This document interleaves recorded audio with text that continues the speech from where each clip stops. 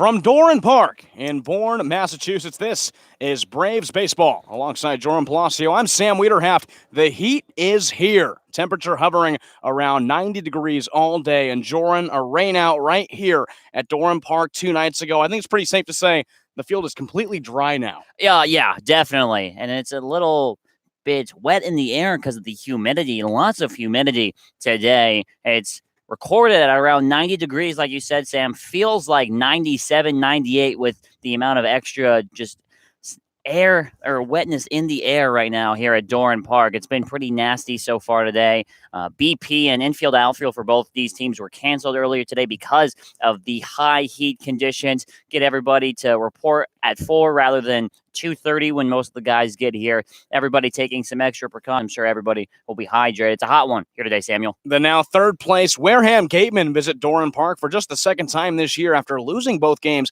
of a doubleheader last night against the Falmouth Commodores. This is a team that's on a 3-game losing streak and have dropped from first place in the West to now third. Could this game be an opportunity for the Braves to get a win against a struggling team? It absolutely can be. And when you look at the standings right now, you mentioned that Wareham dropping all the way to third. They're actually tied with Falmouth in terms of points. However, of course, with that doubleheader sweep last night, the Commodores now hold the head-to-head tiebreaker over the Wareham game. And the scary thing also, Sam, is that Falmouth actually has 3 games in hand over Cotuit and Wareham. Falmouth has 14 games left to play, and both the Kettleers and the Gatemen only have 11 to go. So Falmouth really making a climb up the leaderboard, and Bourne is catching this team at a great time. They're down, although they could be also be looking for some blood after the sweep loss last night. Should be a good one. I think both teams are going to come out very aggressive. And the Braves are going to need some help from their pitching staff if they want to take a game from the best batting team in the Cape and Jordan. They faced statistically the worst batting team last night,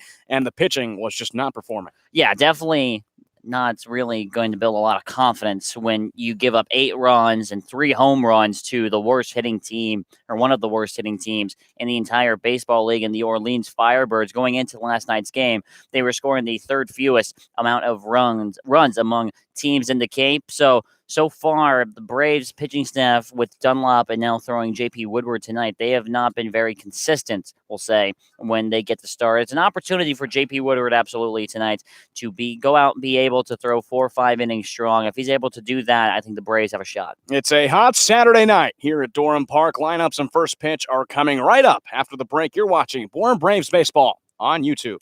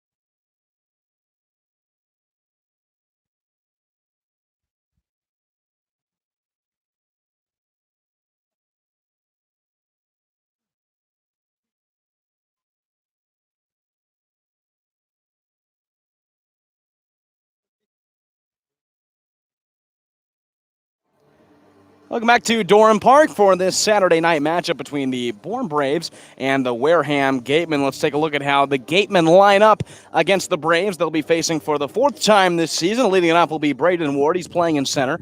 Batting second, Darren Baker at second base. Jacob Teeter takes the third spot. He's at first. Adrian Del Castillo is the cleanup. He's catching today. Matt McLean, the third baseman. Dallas Beaver, the DH. Benjamin Sems, the shortstop, is in the 7. Matthew Rudick is in right. He's in the 8. And Mike Antico in center field will round out the lineup for the Wareham Gatemen. And on the mound for the Braves, J.P. Woodward, who's looking to turn it around on this season. Yeah, definitely is. 0-2 on the year with an ERA of over 8 at 8.18. He's making his third start of the year here tonight. He's thrown 11 innings, striking out 9, giving up 11 walks so far as well on the year. We last saw him throw against the Cavaliers back on July 13th in that 5-0 loss. He ended up picking up the losing decision in that one, only throwing 2 2/3 innings. Only gave up a run off 4 hits. And he is someone that we have seen struggle with the walks and with the box this season. And we've seen him really struggle to find that consistency. And that's a big opportunity to get that confidence back against one of the top teams in the league, like Wareham. The Braves come into this game with a 13-win, 18-loss record. They're fourth place in the West Division right now as Braden Ward steps in to lead things off. The Braves' magic number is down to 12 more points to make the playoffs. 26 total points on the year. Wareham comes into this game third place in the West. Here's the first pitch from J.P. Woodward, the lefty. It's outside to Braden Ward, and we are underway. 6 o'clock first pitch, 85 degrees is the temperature, but it feels like 93. Now, that has gone down in the past few hours. The 1-0 pitch sails high for a ball. 2-0 to Braden Ward. And, Jordan, we have a little bit of a different look for the Braves. They're actually wearing their batting practice jerseys today. Yeah, they are usually wearing their undershirts that you'd see them wear in batting practice. I guess they decided to forego the actual uniforms. The 2-0 is off speed just on the outside corner for a called strike 1. 2 balls and 1 strike. Jim Fonseca, the home plate umpire. Rich Gatemen is at first, and Mark Delaney is at third. Here's the 2-1 pitch to Braden Ward. A fastball he takes right back up the middle for a leadoff single for the Wareham Gatemen. Ward gets on. He has a 3.08 average on the year, and that's now his 33rd hit of the season. Yeah, he's got that average for a reason because of hits like that, straight back up the middle, return to center. Very Max Troiani-esque if we kind of get a comparison to yesterday. There's a single right up the middle, not a ton of power on it. And speaking of not a ton of power, but great contact, here's Darren Baker. And Darren Baker coming up with a runner on first, and he has been dangerous all year. 330 average, that's 8th place in the league, as stealing is Ward. The throw down from second. He's in time. Playing catcher's Robert Carmody for the Braves. The throw was not there in time. Braden Ward is on with a second now with a stolen base. And Braden Ward on the year. Make that his 20th stolen base, Sam. 20 stolen bases. He goes on the first pitch to Darren Baker. And I told you that the Gatemen would be playing, looking for some blood today, and they already smell it in the water here. Runner on second with nobody out. An 0-1 count. The pitch was a called strike to Baker. Woodward comes set, fires the off speed. It falls low for a ball, 1-1.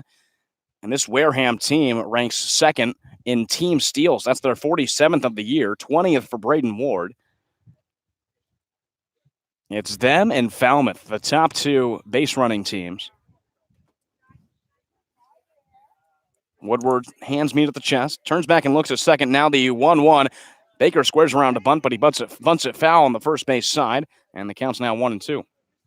Yeah, this would be a big strikeout to get if Woodward is able to work it.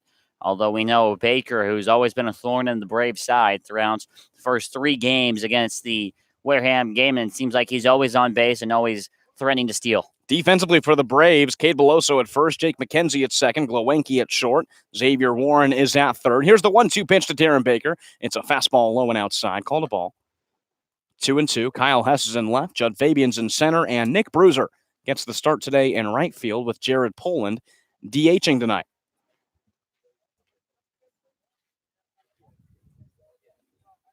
Woodward comes set, turns back and looks at Ward at second, now fires the 2-2 pitch. It's a fastball just called a little high at the letters, and the count now runs full, 3-2 to Darren Baker. Yeah, good pitch there from Woodward. Misses upstairs, now 3-2. We just got done saying how JP has struggled finding the zone this year. Has walked 11 batters. Now in danger of putting runners on first and second here with nobody out. Here's the payoff from Woodward. It's off speed and grounded right back up the middle by Baker. McKenzie gets to it. He throws to first and almost pulls Beloso off the bag, but the throw is not in time. Baker gets on. Ward gets to third. Wareham with runners at the corners, no outs in the first. And that throw from McKenzie actually did pull Beloso off the bag. That was the call from the umpire over in between first and second base from the B position. McKenzie had to hustle hit there. The ground ball not hit very hard, and everybody's safe. Ward now moves up to third base. Runners on the corners with the 3-hole hitter up and Jacob Teeter. And Teeter's batting .303. And this is not a team that takes any batters off. They have the highest batting average in the league at .287. They've had that mark for essentially the entire season. They score over 5 runs a game, which is second in the league. And they're already threatening here in the first against J.P. Woodward. Throw back to first. Darren Baker slides back in time. Wareham coming off 3 straight losses to Falmouth, as Falmouth right now in second place. They're tied in points. But Wareham's played 3 more games than Falmouth has. Here's the first pitch to Teeter. It's a fastball low and outside for a ball, 1-0. Teeter last night, 1 for 3 in the second game, a run scored, an RBI. In the first game, he also went 1 for 3 with an RBI. Here's the 1-0 from Woodward. Teeter watches a fastball down the middle for a called strike 1, 1-1. Yeah, good pitch there from J.P. Woodward there. Needs to fill up the strike zone as soon as he can here, and with nobody out, the runners on first and third, you'll take a double play here. You'll sacrifice the run in exchange for 2 outs, and I think right now, unless you can get Teeter to strike out, that's the best case scenario. 1 ball, 1 strike count to Jacob Teeter playing first today for the Gatemen. Woodward comes set. The 1-1 is an off speed that Teeter swings at for strike 2. 1 ball, 2 strike count now, and Woodward is ahead in the count. Darren Baker at first. Braden Ward is at third. Back-to-back leadoff singles for the Gatemen. One of the best, if not the best, hitting team in this league. Woodward throws back to first.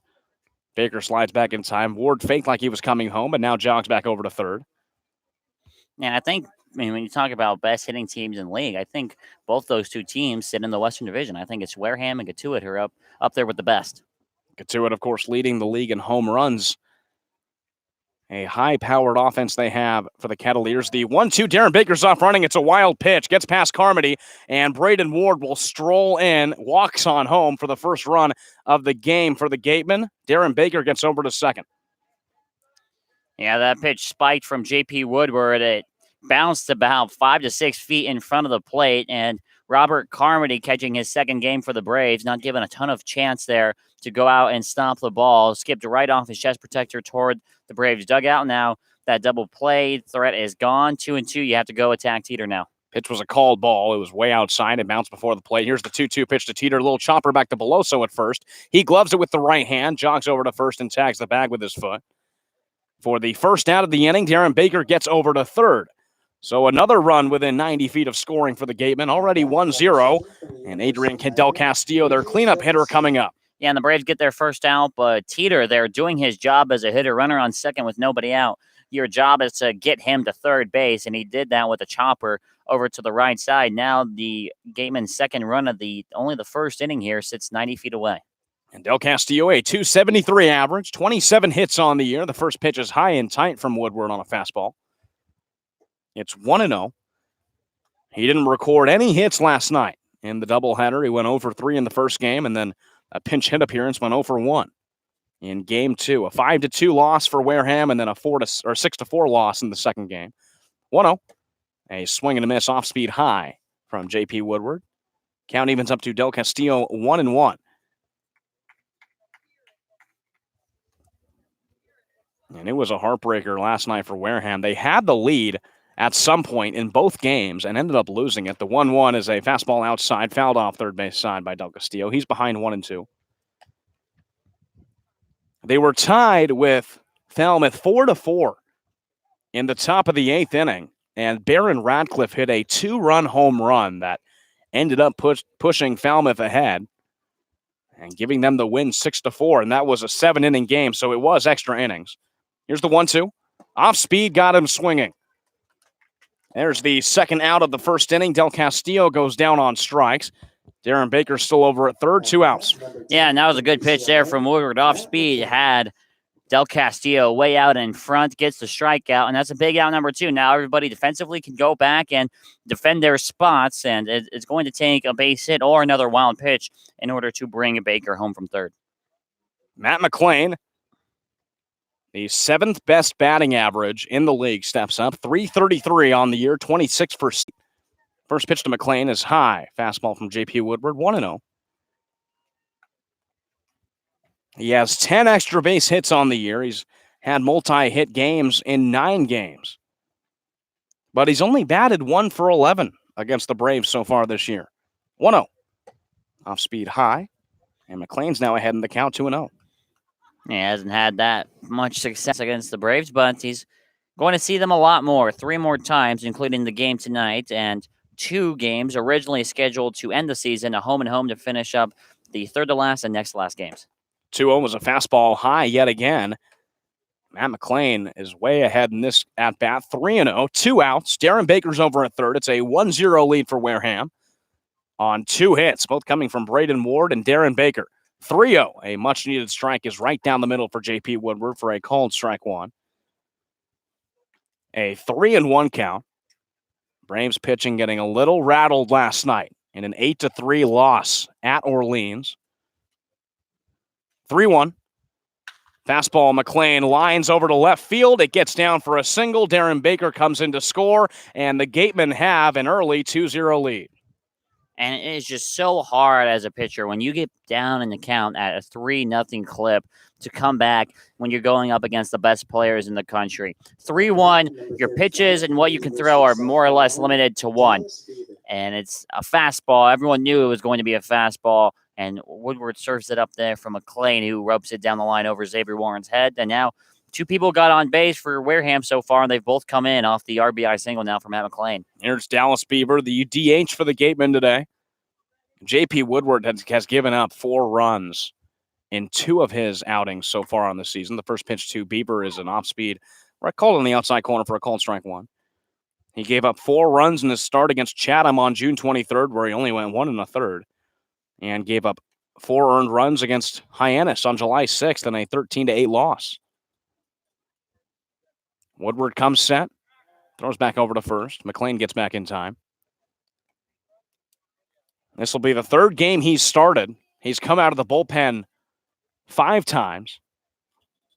0-2 record, a high 8.18 ERA coming into this game, and he's already given up 2 first-inning runs. The 0-1 to Beaver. Beaver, high fly ball to right field. Bruiser is moving in on it. He gets under it and gloves it for the 3rd out of the inning, but Wareham gets on the board first. 2-0 lead as we head to the bottom of the first inning. You're watching Bourne Braves Baseball on YouTube.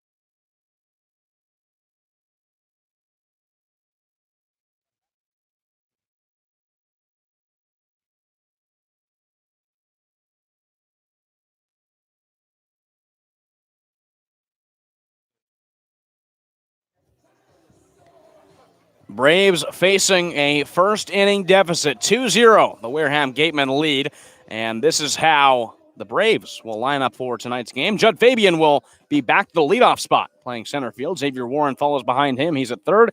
Kay Beloso at first, batting in the third spot. Jim Glowenke at short in the cleanup. Jared Poland at DH, he's in the 5. Kyle Hess in the 6, playing left. Nick Bruiser in right in the 7. Jake McKenzie in the 8, he's playing center. And Robert Carmody, the catcher, will round out this lineup. Fabian comes up against Coy Cobb, the pitcher for the Gatemen. Yeah, Cobb out of UT, Texas, in Austin. He's 1-0 on the year with an ERA at 5.4, making his third start of the year. The first pitch to Fabian is a swinging strike. He falls behind 0-1, and he was certainly familiar with the strikeout last night. 0 for 3 with 3 Ks against the Firebirds. The 0-1 is low. 1 ball and 1 strikeout. Fabian before that had went 3 straight games with 2 hits. 2 hits against Katuitt, 2 against YD in the first game against YD, and then 2 in the second game against YD in that home-and-home series. Here's the 1-1 from Cobb. The righty gives Fabian a fastball that he takes to left center field. It drops in front of Braden Ward, and it's a leadoff single for Judd Fabian. It's exactly what Fabian and the Braves need. Good for him to bust out of that slump. 3 strikeouts yesterday, leads things off with the base hit, and the Braves already trailing by 2 runs, need some quick offense, and that's the way to do it. This is the second game in a row where the opposing team has gotten up on the Braves in the first inning. Orleans was up 1-0 in the first last night. Now it's Xavier Warren.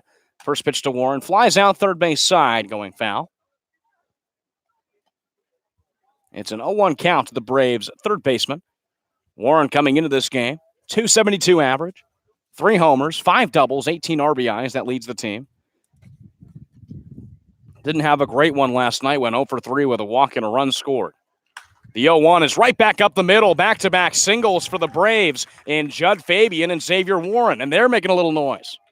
Yeah, they certainly are. Cobb on the year has given up a run in 4 out of his 6 appearances, and Beloso here, he's just perhaps another single away from bringing Fabian around third to come in to score.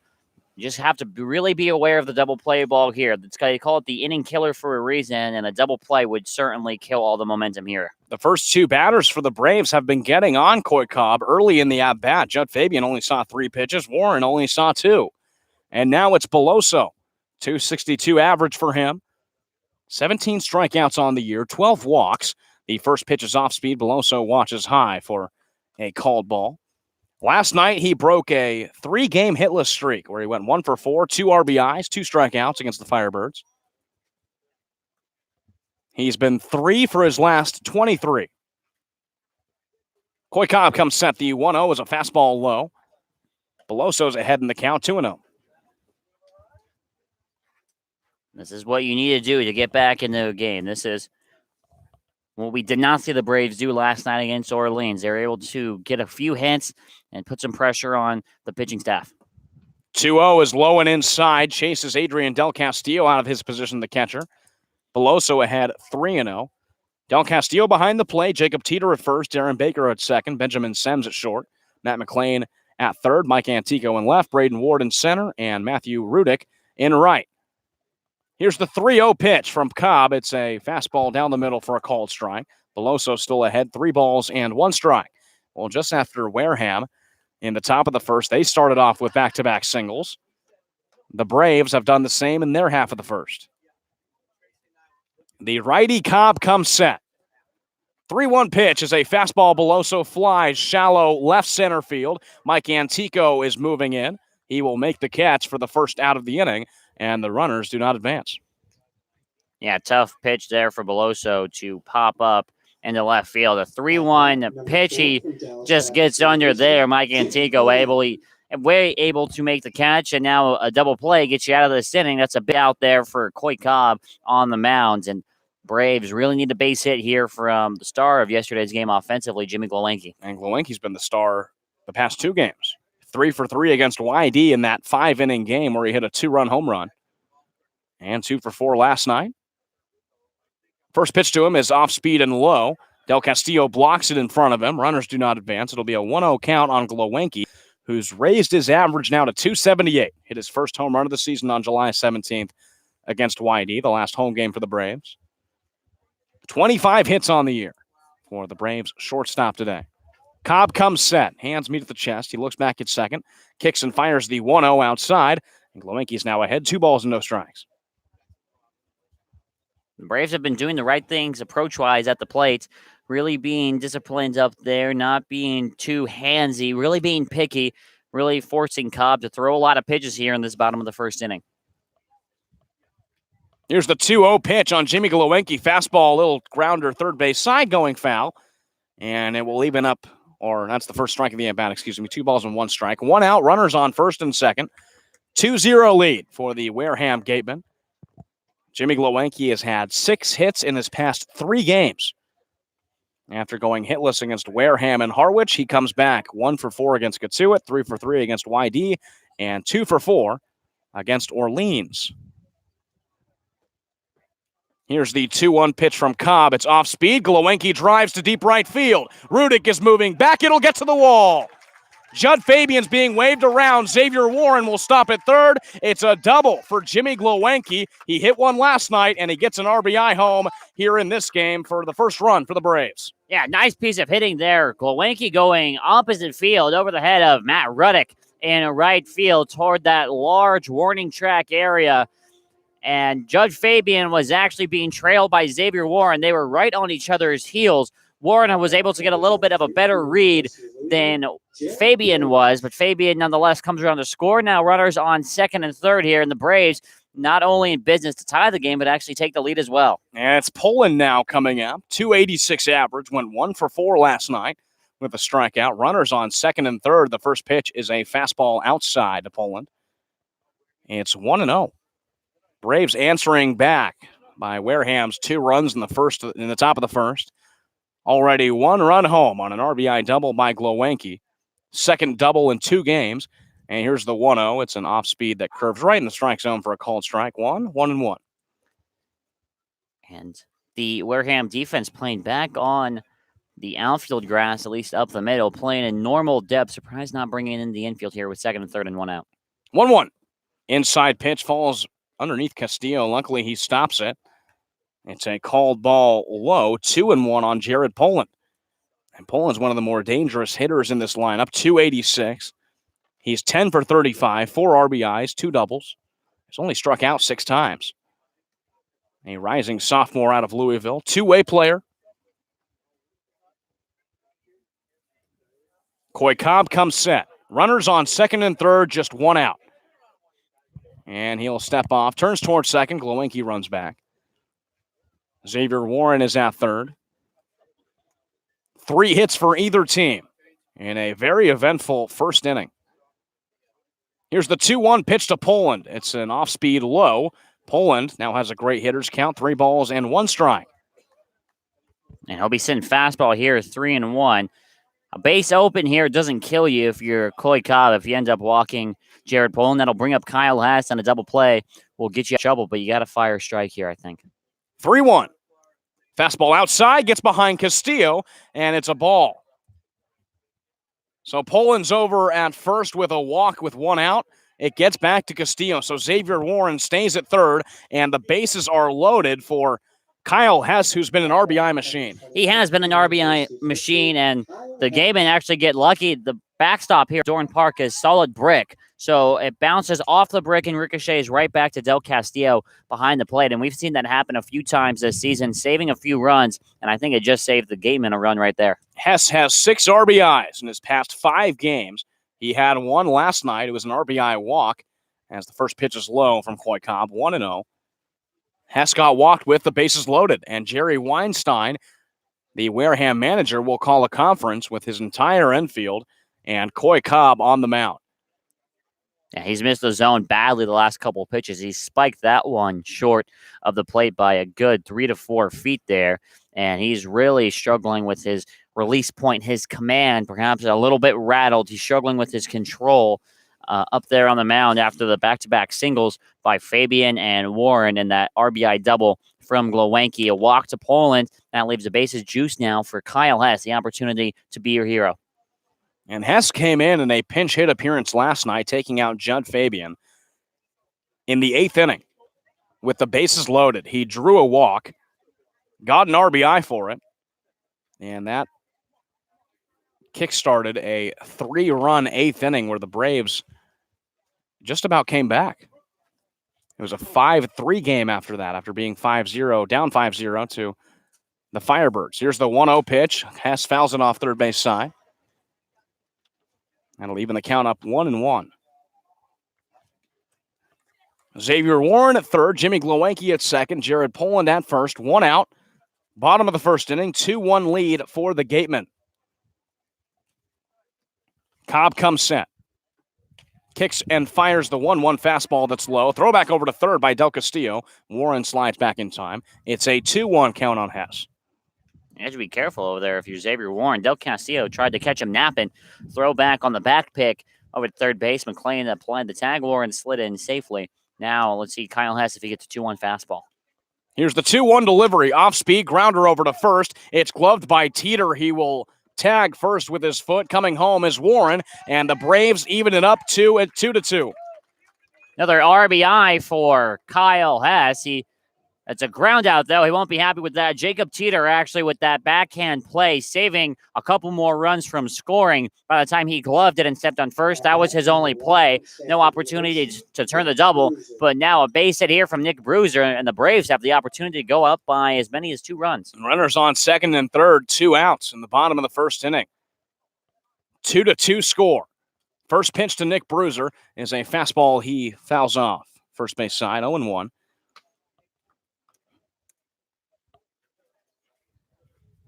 Bruiser hasn't played since the YD game where he went 1 for 3, a strikeout. He was caught stealing, 262 average. On the summer so far, the 0-1 pitch. He grounds back behind the backstop. Falls behind 0-2. Bruiser has struck out 14 times while walking only 4. 2 doubles, just 1 lone RBI for him on the year. Runners at second and third. Cobb comes set, hands meet at the chest. Here's the 0-2 delivery. Fastball that bounces way before the plate. Del Castillo blocks it. It's a 1-2 count on Bruiser. This builds a lot of confidence if you're the Braves in yourselves. It would have been real easy for them on this really hot, sticky day, real muggy day here on the Cape Cod. You go up, give 2 runs in the first inning to one of the better teams in the league, a team that's tied for second in the division, and you come back in the bottom of the first, you tie it up. 1-2, Bruiser flies out first base side, going foul toward the seats. Remains in the at-bat, 1 ball and 2 strikes. And the Wareham pitching staff allowing over 4 runs a game. That's 7th place in the league. They have 4 shutouts on the year. This is not one of the better pitching staffs in the league. 1-2. Off speed, got Bruiser swinging. It's a drop third, falls in the dirt. Del Castillo fires over to first and gets Bruiser in time. But the Braves answer right back with 2 runs of their own. In the bottom of the first inning, it's a 2-2 game. As we head to the second, you're watching Bourne Braves Baseball on YouTube.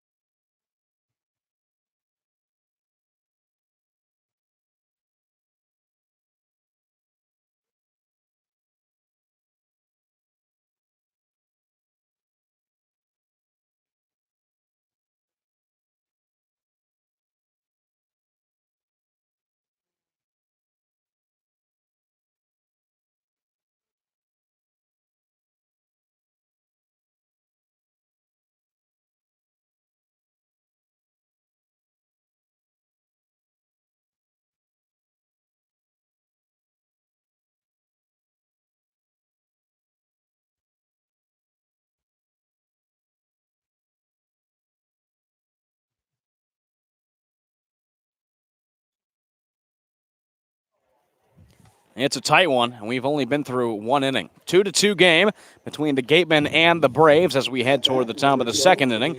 Benjamin Sims will lead it off. It'll be 7-8-9 due up against J.P. Woodward. And Jordan has to feel good on the mound after suffering 2 runs. He gets him right back. The offense helps him out a little bit. Yeah, the offense telling Woodward that we've got your back, and an opportunity now for him to go up and hold up his end of the bargain. It's his job to keep the runs to a minimum, and the offense job to go produce them. First pitch to Sims was high and outside. Rising senior out of Kansas.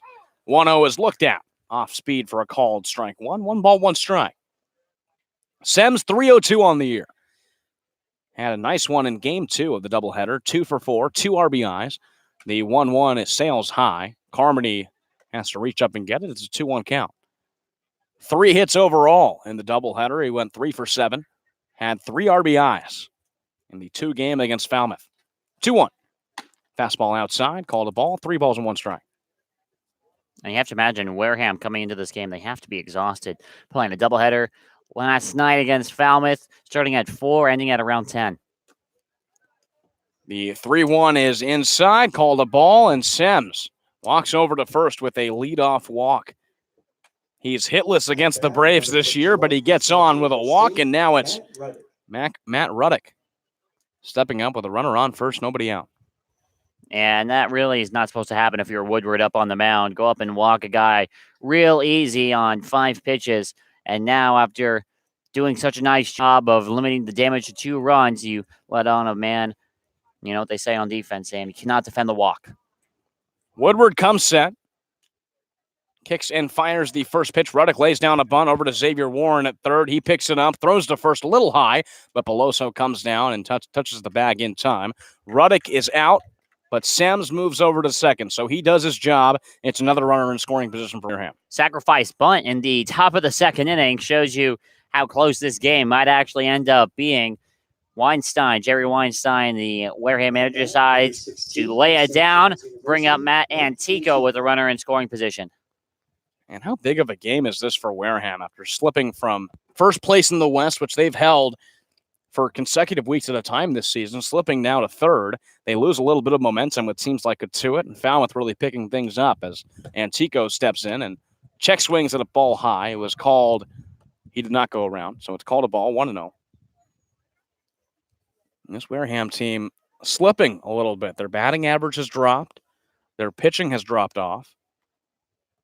And you certainly don't want to go into playoff time cold. Now, there's definitely enough time. Here's the 1-0. Off-speed curves in the zone for J.P. Woodward for a called strike, 1-1. Jordan, as we've seen, it's all about going into playoff time on a hot streak. Well, rarely when you look at any type of playoffs, maybe except for the college football playoff, when you look at any playoffs, how often is it that the number 1 seed is actually the team that ends up winning it? Not very often, because it's all about getting hot at that exact opportune time, and that usually starts about 3 to 4 days right before the start of the postseason. 1-1, Antico flies out foul. Third base side. Woodward is ahead in this count. 1-2, 1 out. Benjamin Sims is at second in a 2-2 game. 3 hits for either team. 1-2 is inside. Antico turns around, thinks it was going to hit him, but it falls for a ball. 2-2.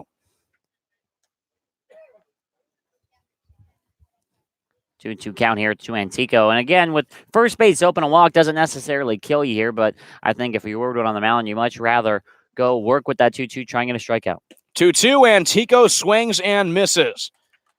It's just the second strikeout for J.P. Woodward, but it's a big one here in the top of the second inning. There's 2 gone. And that's a big out to get, because coming up is the top of the order here in Braden Ward. Of course, singled, stole second on the first pitch, and then scored. And he has been a thorn in not only the Brave side, but everybody in the league. He's a tough guy to get out. And if Woodward here is going to have his hands full with the lefty. Ward is 1 for 1, singled and came around to score in that 2-run first inning. The first pitch, he flies foul, third base side, heading toward the high school. 0-1 count to Ward. On the road, Wareham just 7-9. And they've played a lot more games against Western opponents. They're 10-6-1, or 10-8-1, against the East. Here's the 0-1. It's outside, and Ward swings at it for strike 2. 10-8-1 against Eastern teams. They're only 7-7 against Western teams. But we know how much rain has been a storyline this season. 7 of Wareham's 8 rainouts have been against Western opponents. So they're finally starting to catch up on all those games. A doubleheader against Falmouth last night. They've played 3 games in a row against the Commodores. The 0-2, Ward, a fly ball to left. Kyle Hess is moving in. He will slide and make the catch for out number 3. Kyle Hess looked like he might have lost track of it, but he ends up getting it on a diving catch where he dives in and makes the play for out number 3. So J.P. Woodward, after suffering a leadoff walk, does not get anybody home. A 2-2 game as we head to the bottom half of the second. You're watching Braves Baseball on YouTube.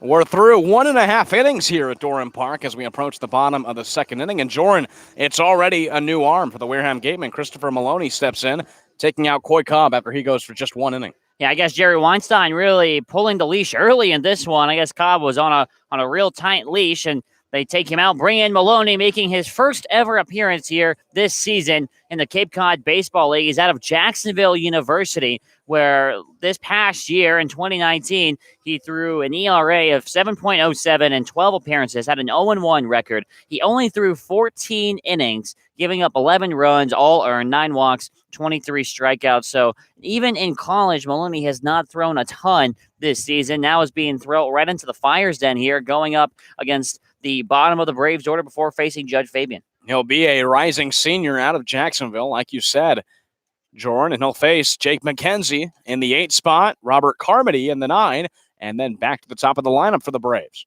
2 runs apiece for either team in the first inning. Wareham left a runner on in the top half of the second. J.P. Woodward got out of it, and it'll be Jake McKenzie leading off this inning.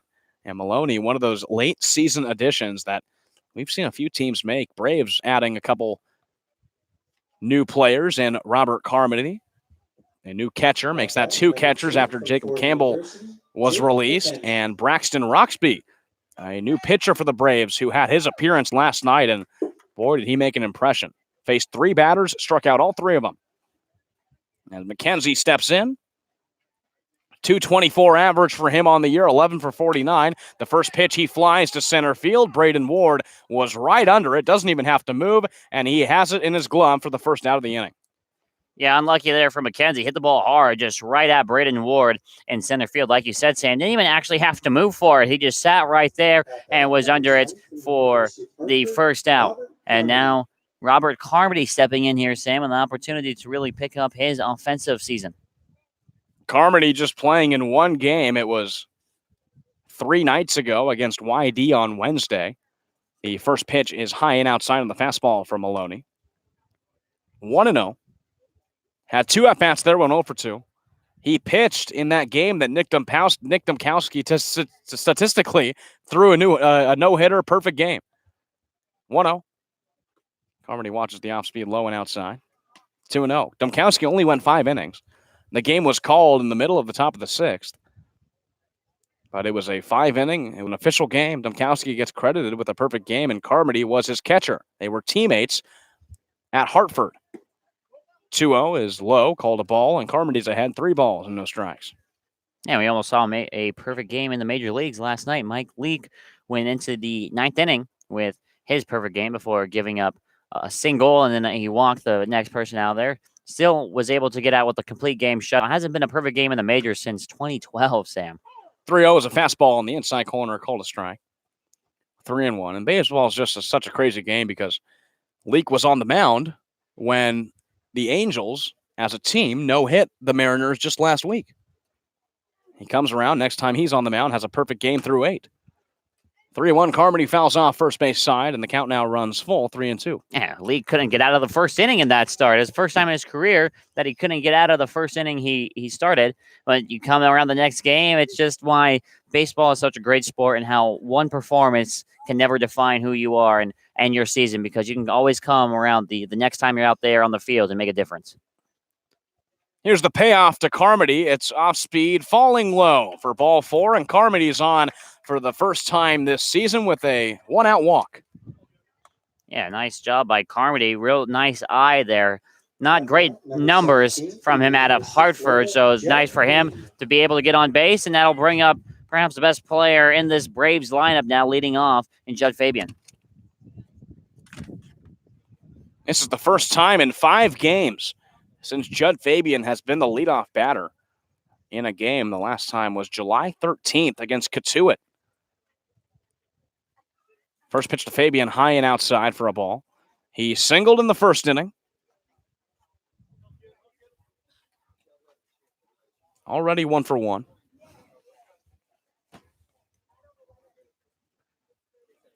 Maloney comes set.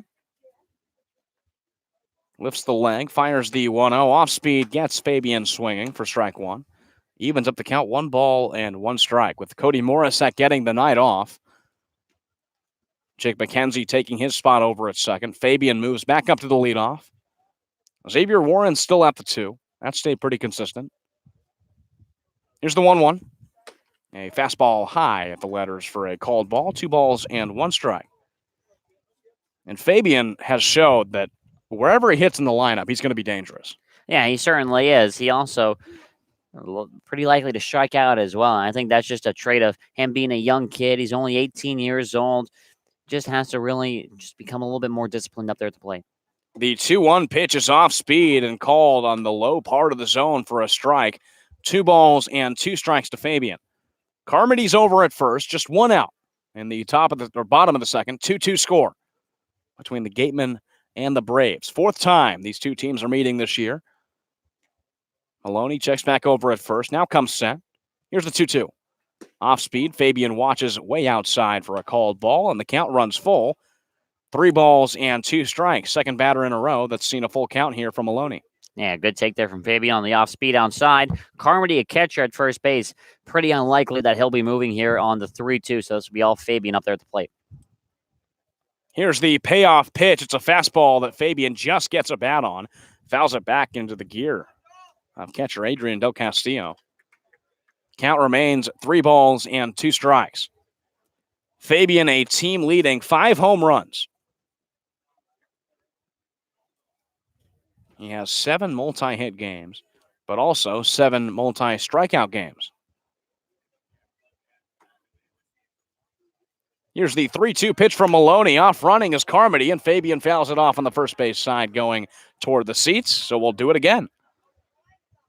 And it's surprising to see Carmody run over there, and I think if Fabian ends up swinging and missing this, depending on if they run this sign again, that it'll be quite an easy strike him out, throw him out. Not a ton of speed from Carmody on first base. He is a catcher after all. So 3-2. Let's see if they run him again. Maloney looks back over at first. Now comes set. He's staying on the mound for a while, and time is called by home plate umpire Jim Fonseca. Carmody adding a little bit of extra pressure by running on that last pitch. A hit and run was put into effect. 3 hits for either team, 2-2 score. Bottom of the second inning. Temperature has cooled off a little bit here at Durham Park. Maloney comes set now. He is staying still on the mound. Time called again by Fonseca. Looking for the right signal from Adrian Del Castillo, the catcher. They haven't agreed on a pitch. Well, this can also be sometimes done on purpose, where you make the batter become a little antsy in the box, really trying to get him stiff. See if Fabian, who's very young, see how he reacts. Now Maloney pitches it, and it's low to Judd Fabian. He walks, and the Braves, for the second inning in a row, have runners on first and second. Yeah, it doesn't really matter if you make the batter wait and wait and wait if you end up missing the zone on the very next pitch. Now runners on first and second. You have Xavier Warren, who singled his last time coming up to the plate. The Braves really can make some noise here in this bottom of the second inning with only one out. Warren's 1 for 1, singled and came around to score in the first inning. Carmody's at second. Fabian is at first. 1 out in the bottom of the second inning. It was a fly out on the very first pitch of this inning by Jake McKenzie. Maloney pitching in his first game of the summer for the Wareham Gatemen. Looks back at second, now fires the first pitch to Xavier Warren. It's off speed for a called ball inside, 1-0. And my eyes glance over toward the bullpen. Josh Culver is getting loose. So perhaps you'd imagine he's coming in to replace J.P. Woodward. The 1-0 pitch to Xavier Warren is off speed in the zone for a called strike, 1-1. Maloney was just signed and activated 3 days ago on July 17th. Didn't see action in any of the games against Falmouth, the past 3 games they've played against them. Now fires the 1-1 off-speed, called a ball inside on Xavier Warren. He's ahead in the count, 2-1. And the Braves will definitely take a long at-bat here. That's something they've been very good at doing so far through this game. And we're only 2 innings of the way through here. Been really good at taking a lot of pitches, going deep into at-bats. The 2-1 for Maloney. Warren, ground ball first base, going foul. 2 balls and 2 strikes on the Braves' third baseman. Getting into crunch time, those late season additions could really mean a lot to your team. We know that Robert Carmody, the day he was signed and activated, played in the YD game. A rain-shortened 5-inning game on Wednesday, the last home game here. Supposed to play Brewster on Thursday that ended up getting rained out. 2-2 for Maloney is off speed inside. Xavier Warren takes it, and the count runs full. 3 balls and 2 strikes. Make that 3 batters in a row that have seen a full count.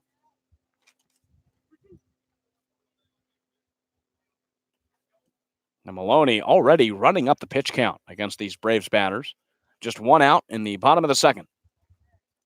He comes set, kicks and fires the 3-2 fastball. Warren flies out, going foul on the third base side in the outfield. It will land out in the seats. We'll do it again. I think Maloney got a little bit of help there from Xavier Warren. I think he had him reaching out of the zone to go foul that pitch off. It's all good, though. Warren gets to see another pitch at 3-2, and perhaps we'll take this one for ball 4. We'll have to see. Maloney missing the zone on that one. Got a little help there from the hitter, Warren. Maloney gets the sign from Adrian Del Castillo. Comes set, kicks and fires the payoff. It's off speed and outside. The third walk in a row for Christopher Maloney, and the Braves load up the bases. And you have to imagine sooner or later we're going to get a mound visit. And right as I say that, here comes Jerry Weinstein. And let's see if he makes a motion to the bullpen again.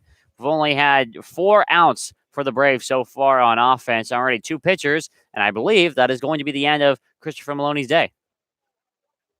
He'll talk with Jerry Weinstein on the mound. He walks and loads up the bases with 1 out in the bottom of the second inning.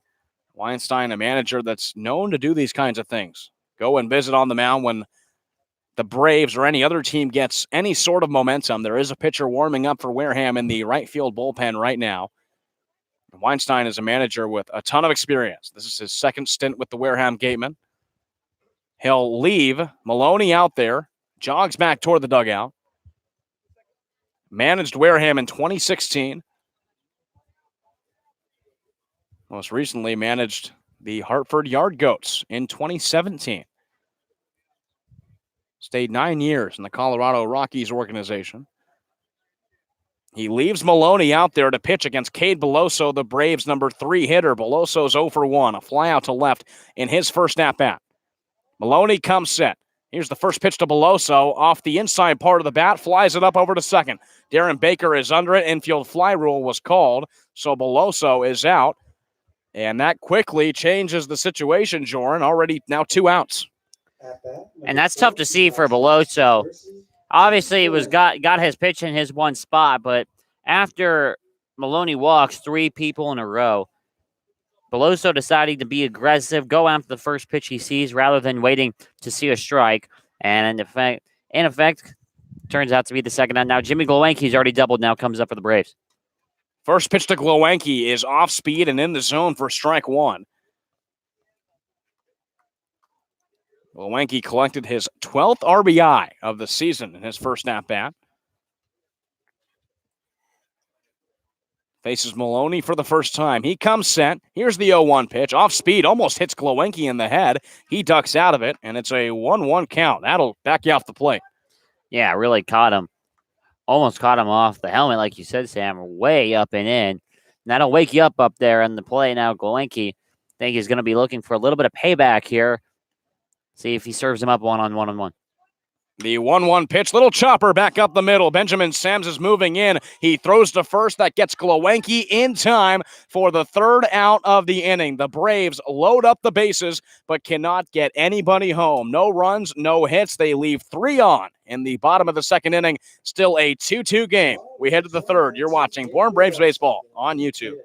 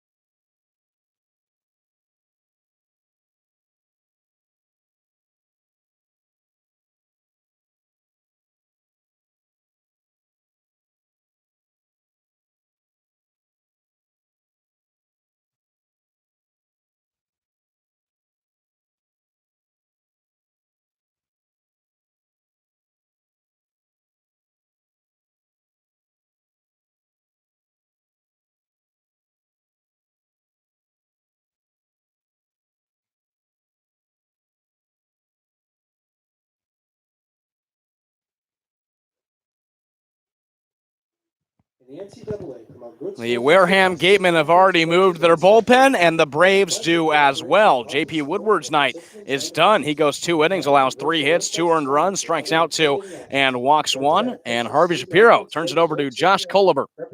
Yeah, Josh Culliver out of Michigan, Minnesota, excuse me, Sam. A different UM than I'm thinking of. 0-2 on this season, 6.75 ERA, and he's had a little bit of trouble with the Wareham Gatemen in 2 appearances. He's giving up 8 runs, all earned against the Gatemen. That's actually the last time he pitched, all the way back on July 11th. He pitched 1 2/3 innings, giving up that 1 run off 2 hits, striking out 1, facing 8 batters. The time before that was a start for Culliver. He threw 2 innings, giving up 7 runs, 5 of which came in that first inning. An opportunity to reverse the bad karma now against Wareham and go up against the 2, 3, 4 spots. He faces Darren Baker.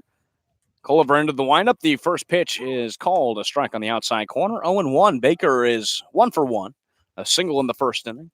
He'll be an all-star reserve tomorrow at the all-star game at Eldridge Park. The 0-1 pitch is swung on and missed. Darren Baker falls behind 0-2. And Baker in 29 games has only been held hitless 7 times. He is a base hit magnet. The 0-2 pitch is upstairs for a called ball. 1 ball, 2 strikes. The Braves will have 6 players representing the organization at the All-Star game tomorrow. The only team that doesn't have a starting player on the West roster. 1-2. Baker fouls back toward the backstop. Still a 1 ball, 2 strike count. Wareham will have 4 starters. That is tied for a league high. It'll be Dallas Beaver, Jacob Teeter, Braden Ward, and they have the starting pitcher in Ian Bedell. 1-2. Baker watches inside. He backs out of it. Evens up the count, 2-2. A good miss there from Culliver. That's where you want to miss, is inside and down if you are going to miss. Now 2-2. Really don't want to have Baker get on base here because we all know he's a threat to steal. Culliver into the windup. The 2-2 pitch is right back up the middle. Misses Culliver's glove. Jake McKenzie is there. The throw sails over Cade Beloso's head. Darren Baker will stay over at first. And that was a comebacker. Culliver thought he could have got it on the line out, but he placed the glove a little under where the ball was lined out to. It wasn't hit very hard, so Jake McKenzie had enough time over at second to scoop it up, but he threw away from where his momentum was taking him, and it sails over Beloso. Yeah, still not been hit. It's actually scored as a hit. It would have been a tough play for McKenzie to make. So 2 for 2 now for Darren Baker. He got the ball right by the second base bag and went to go plant his foot and didn't really have a comfortable landing spot for it. So he rushed a throw, threw it way over Beloso's head. And now Baker, who is speedy, is on first. And now it's Teeter, the starting first baseman for the West tomorrow. Culliver throws back. Darren Baker slides back in time. Teeter's 0 for 1. And ground out to first in the first inning. We'll see Culliver for the first time tonight. He comes set. Here's the first pitch to Teeter. Fastball down the middle for a called strike 1.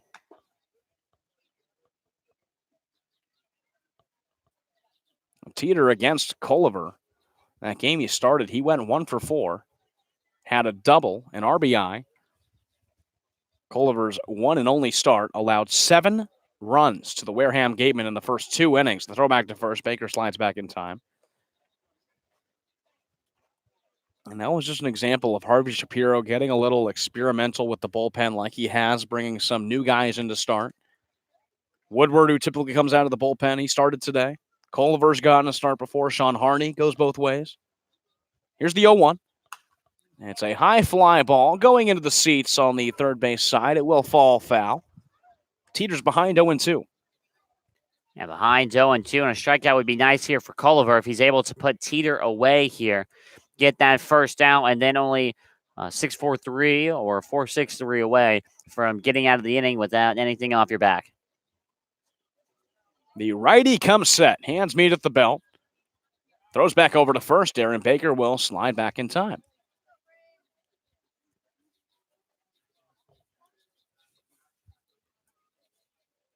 Baker on the season, 10 stolen bases.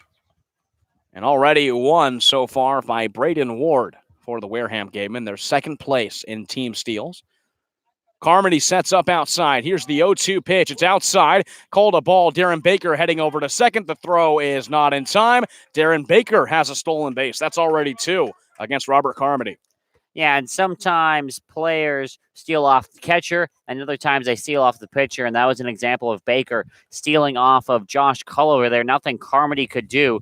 Baker took another half step right as Culliver was going to start his delivery. He almost got a head start on Culliver, and that's why he was able to slide in. It was close from Carmody, but like I said, nothing he could do, and now a base hit away, scoring the go-ahead run. It's a 1-2 count on Teeter. The off speed is high and outside. Now 2-2. Darren Baker led off this inning with an infield single. He steals second. Braden Ward already with a stolen base as well. So 2 stolen bases for the Gatemen in this game. Culliver takes a look over at second. Carmody setting up outside yet again for the 2-2 pitch. Here's the delivery. Teeter flies it over to left field. Kyle Hess is moving to his right side, right by the track. He will put it away. Darren Baker stays over at second, and that's the first out of the inning. Yeah, nice job there by Culver to get the fly out to left field. More importantly, keeping Baker at bay at second base. Your job as a hitter. We saw Teeter do it in that first inning. He moved the runner over to third base. Did not do it there. Flew out to left. And now if Culver is able to get a ground out here, basically, if he's able to avoid giving up a hit, more than likely that Baker will not be scoring. 48 stolen bases for the Gatemen this season, as now it's Adrian Del Castillo with Darren Baker still over at second. The first pitch is off speed and outside from Culver, 1-0.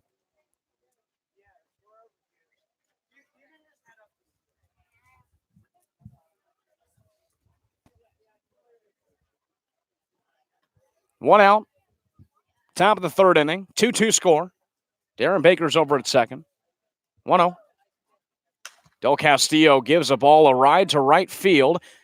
Nick Bruiser is under it. It looks like he can't find it, but he locates it and puts it away for the second out of the inning. Darren Baker once again stays over at second. Well, we've seen the right fielders have a little bit of trouble with that sun glaring right into their eyes. Nick Bruiser looked like he couldn't find it, put his hands up, but he found it for the second out of the inning. Yeah, he couldn't find it, and Jake McKenzie, the second baseman, was actually sprinting over to where that ball was going to land. He had a beat on it just in case if Bruiser was not being able to locate it, but he found it just in time, makes the catch, keeps Baker at second base. Now if Culver can get Matt McLean, who's stepping in here, he can get rid of that leadoff single without giving up a run. And McLean's 1 for 1 with an RBI single in the first inning. 2 outs, top of the third inning. Culver comes set. Here's the first pitch to Matt McLean. Off speed, falling low for a ball. 1-0. Culver in the beginning of the season was looking like a for sure all-star, was throwing extremely well to start out the year. The rising junior out of Minnesota had only allowed 1 earned run through his first 3 outings. And then it was the start against Wareham that really got things going, where he allowed 7 earned runs, and he's allowed an earned run in every single one of his outings since. 1-0 pitch is inside. McLean is ahead in the at-bat, 2-0. Couple pitches there from Culver, missing the zone. Goes fastball. Now here in a 2-0 hole. Definitely don't want to get to 3-0, so you have to throw the pitch you trust the most. You have to get a strike here against McLean.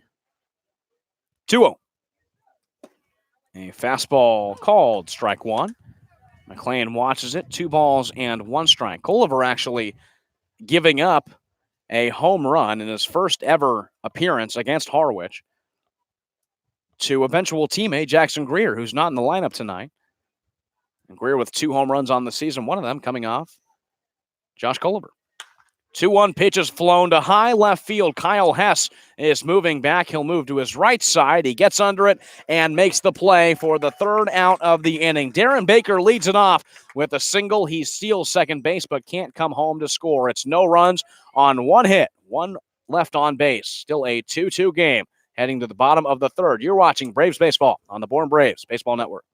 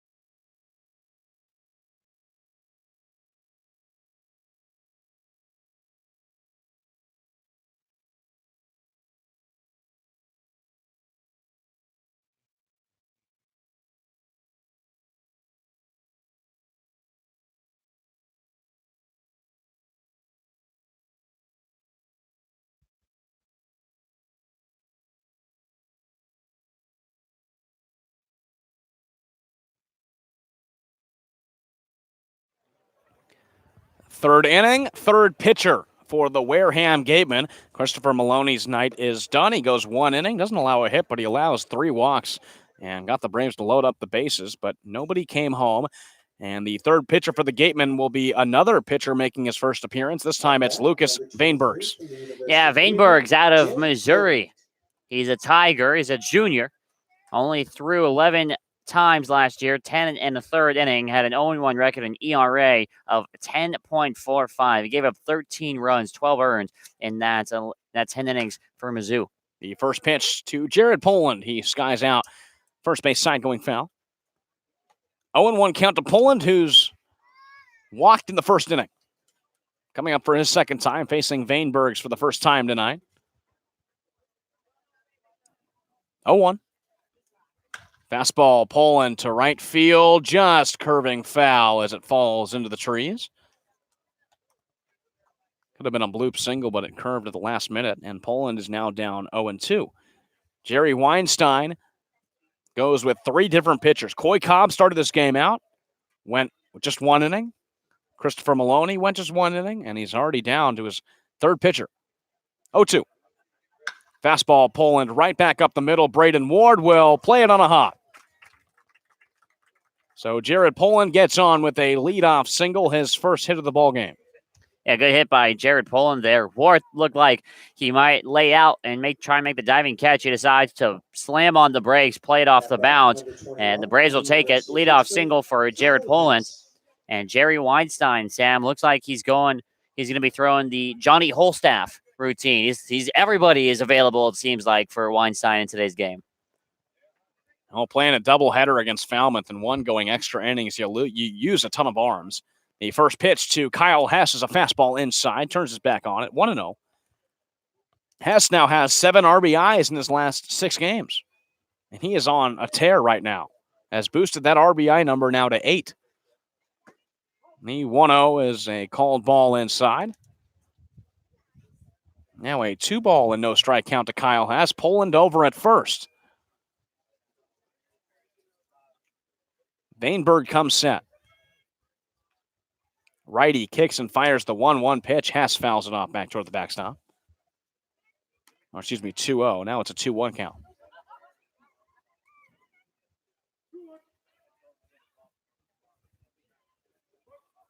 Two to 2 game. Bottom of the third inning. Already over an hour into this game. 2-1. Sails high, and Hess is now ahead. 3 balls and 1 strike. You should be sitting fastball here. Opposing hitters against Vainbergs out at Missouri were hitting .348 off him this year. He only walked 8 people throughout his 10 in the third inning. Throws back over first. Poland slides back in time. Wareham used 4 pitchers in the second game of the doubleheader, and another 4 in the first game. So a total of 8 pitchers being used in last night's doubleheader. The 3-1 is low. Kyle Hess will get on for his first walk of the game, and it's runners on first and second for the Braves. And with nobody out as well, so the opportunity to make something happen here in this bottom of the third inning as Del Castillo is relaying the signs to his defense. Nick Bruiser, a base hit here, and the Braves have the opportunity to make something happen. You really just have to question Jerry Weinstein. You throw 8 arms yesterday, and you come out with 3 arms in the first 3 innings. Bruiser squares around a bunt. First pitch from Vainbergs is a bunt right back up the middle. He takes it, throws it over to first. Bruiser's out, but he does his job. Poland to third, Hess to second. The Braves are threatening in the bottom of the third. Yeah, love the call there from Harvey Shapiro. Drop the bunt and move the runners. Get rid of that double play threat. Now a base hit here from Jake McKenzie with the speed that Kyle Hess has on second, likely to bring in both the runners.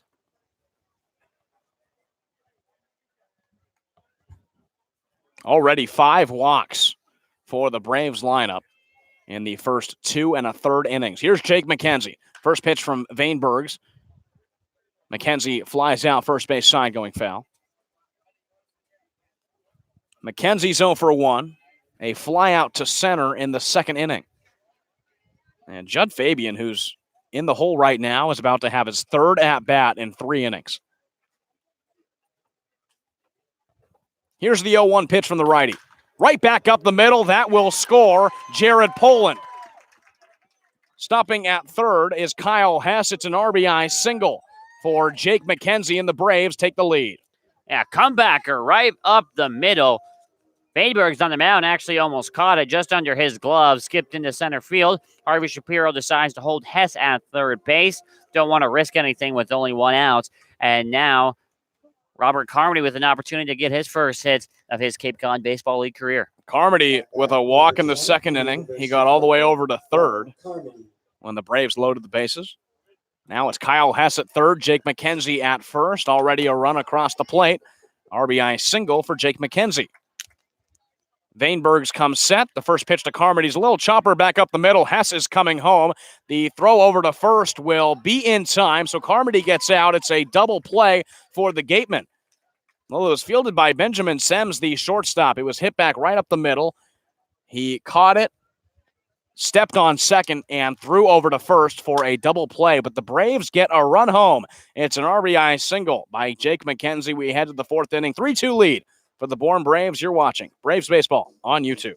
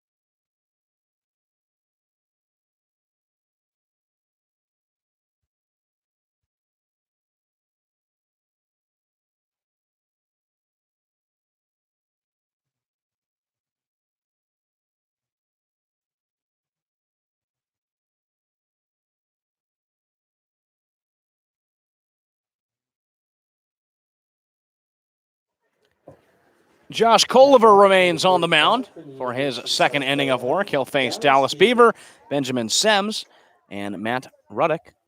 In the top of the fourth inning, the Braves have a 3-2 lead after an RBI by Jake McKenzie. Braves have the lead against the Gatemen. Here's the first pitch to Dallas Beaver. Skied out, third base side, going foul into the seats. Beaver is 0 for 1, a fly out to right in his first at-bat. He will be one of 4 Wareham starters in the All-Star game tomorrow at Eldridge Park, the starting catcher. And he'll have his starting pitcher in Ian Bedell on the mound. 0-1 is looked at for strike 2 by Dallas Beaver. And what an impressive showing by the Wareham Gatemen. You got 4 starters, 4 more reserves. 0-2 is low from Colliver. 1 ball and 2 strikes. Wareham, certainly one of the more talented teams. They have what it takes to make a deep run in the playoffs. Just on a little bit of a 3-game skid right now. The 1-2 inside. Beaver backs out of it. 2 ball, 2 strike count. And it happens to every single team. Just the better teams are able to snap out of it a little quicker. You're not going to win every single game, every single night. You just go out there, you try to do your best to get a win. 2-2 Beaver to right center field. Judd Fabian is moving back. He'll make the catch on the run. That ball was hit with a lot of power and could have easily fallen into the gap. It stayed up just long enough for the speedy Judd Fabian, the center fielder, to make the play in right center field for the first out of the inning. I'd love to see the numbers on Judd Fabian, how fast he was running just there. That was a shot into the gap off the bat of Dallas Beaver, but Fabian tracking it down, the ball hanging up just enough for Fabian to move at that lightning quick pace. Benjamin Sims now up. The first pitch he sees takes it right back up the middle, and that one will fall in front of Judd Fabian. A one-pitch single for Sims. He gets on for the second time tonight on just one pitch. Fabian didn't have a chance at that one. No, yeah, that's what I was just about to say. No chance for Fabian to get that one. A dying quail out there in the center field. A little bloop single for Sims. Now, Gatemen have a base runner. Been a base runner in every single inning of this game for both teams, and that's, especially with the Braves, how they've played this season, that's something that I'm not used to seeing out of both teams. Culliver now set. First pitch to Matt Ruddick is fouled. Back to the backstop. Ruddick, a sacrifice bunt in his last at-bat, so doesn't have an official at-bat. Sims over at first. 5 hits for either team. The righty Culliver on the lefty Matt Ruddick playing right field today. Culliver throws back over to first. Sims slides back in time. Wareham Gatemen are averaging about 1.5 steals per game, and we've already seen 2 from Braden Ward and Darren Baker. 1 turned into a run by Braden Ward. Throw back to first. Sims back in time. That's exactly what Culliver has in mind right now. He already got stolen on once by Darren Baker, and he keeps checking over at first with Benjamin Sims.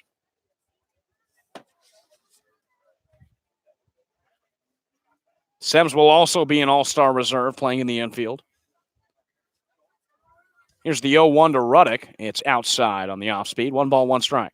Yeah, and Sims has only taken 3 bases so far this season as he gets the sign from Jerry Weinstein over in the dugout, actually, flashing the numbers. He checks the wristband on his left wrist to see what the corresponding play is. 1-1 here with 1 out. I'd expect some fireworks here. Here's the pitch from Culliver. It's a fastball foul back to the backstop by Ruddick. He is now down in the count, 1 ball and 2 strikes. Culliver on the year, 9 strikeouts. Just 6 walks. You find it hard to believe, but he's only faced he's only given up 17 hits. Culliver now comes set. Here's the 1-2. A grounder over to right where Jake McKenzie was not playing as it gets to right field. Sims stays over at second. Ruddick is on with his first hit of the ball game. Yeah, the middle infielder is pinching in the middle, getting ready for that double play, and that one taken over into right field. And now back-to-back singles, 1 from Sims, 1 from Ruddick, and that catch by Fabian in center field proving to be more and more important here for Culliver. Now going up against the number 9 hitter, Mike Antico, really needs a ground ball to help him out. Antico's 0 for 1 with a strikeout. J.P. Woodward was the one that collected that strikeout, just 2 strikeouts for him. Antico, a .250 average coming into this game. 17 strikeouts. The first pitch to him is high and outside for ball 1. Runners on first and second. The throw to Culliver was a little wild by Robert Carmody, the catcher. It got by him. Luckily, stays in the infield. Nobody advances. You see that play a couple times in Little League when the catcher usually doesn't have a strong enough arm and can't make it to the pitcher. Carmody just throwing that one a little wild.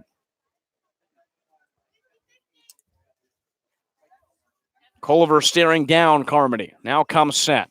Looks back over at second where Benjamin Sims takes a lead. Now fires the 1-0 pitch. A swing and a miss by Antico, 1-1. And that was a very Little League-esque type play. Carmody missing Culliver on the throw back to the mound. Culliver doing a nice job, though, not reacting to it. Comes back and fires a strike. Antico just 2 hits in his last 5 games. July 16th at Falmouth, where he got 2 hits. The 1-1 is swung on and missed, and he now falls behind 1-2. He went 2 for 3 in that game. 1 walk. Was caught stealing as well. Has 4 stolen bases on the year. The rising senior out of St. John's from Colts Neck, New Jersey. Here's the 1-2 pitch from Culliver. Antico got him swinging. Mike Antico strikes out for the second time tonight. And that's the second out that Josh Culliver really needed. Yeah, he does. However, now he goes up against a very tough out to get in Braden Ward. We know Ward, he is very speedy on the base pass, so if he's able to get a base hit here, perhaps move the runners to at the corners with him being at first base, you can see him very easily steal second base. The easy way to deal with that is go take care of him up at the plate. Runners on first and second, 2 outs, top of the fourth inning. The first pitch to Braden Ward is taken to right field. Bruiser is moving in. He slides and can't make the play. Coming home is Sims. Ruddick will stay at third. That will be a double for Braden Ward, and Wareham ties it back up. Nick Bruiser thought he could make that play. He was moving in. It was a shallow fly ball to right field, and Bruiser tried for it, dove, and it just got underneath the glove. Unlucky there for Nick Bruiser. Played it well, reacted to it well off the bat. The ball just died as soon as Bruiser got there. He laid out full extension for that baseball, just could not come up with the ball. And Ward advances to second. Judd Fabian doing a nice job of backing that play up. But now you have to really buckle down if you're Josh Culliver on the mound. 2 outs, top of the fourth, already 1 run home. The first pitch to Darren Baker is outside for a ball, 1-0. Baker's 2 for 2. 2 singles. He came around to score in the first inning. He now has runners at second and third. It's Ruddick at second. Ruddick at third, Ward at second. 3-3 game. Here's the 1-0 pitch. Baker watches off speed low for a ball, 2-0.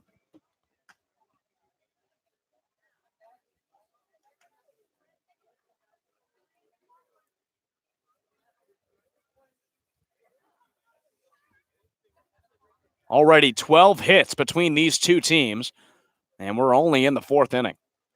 2-0. Baker fouls it back to the backstop. 2 balls and 1 strike.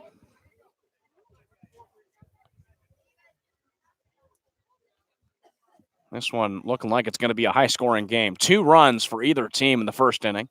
Braves got 1 in the bottom of the third, and Wareham responds with 1 run of their own in the top of the fourth, an RBI double by Braden Ward.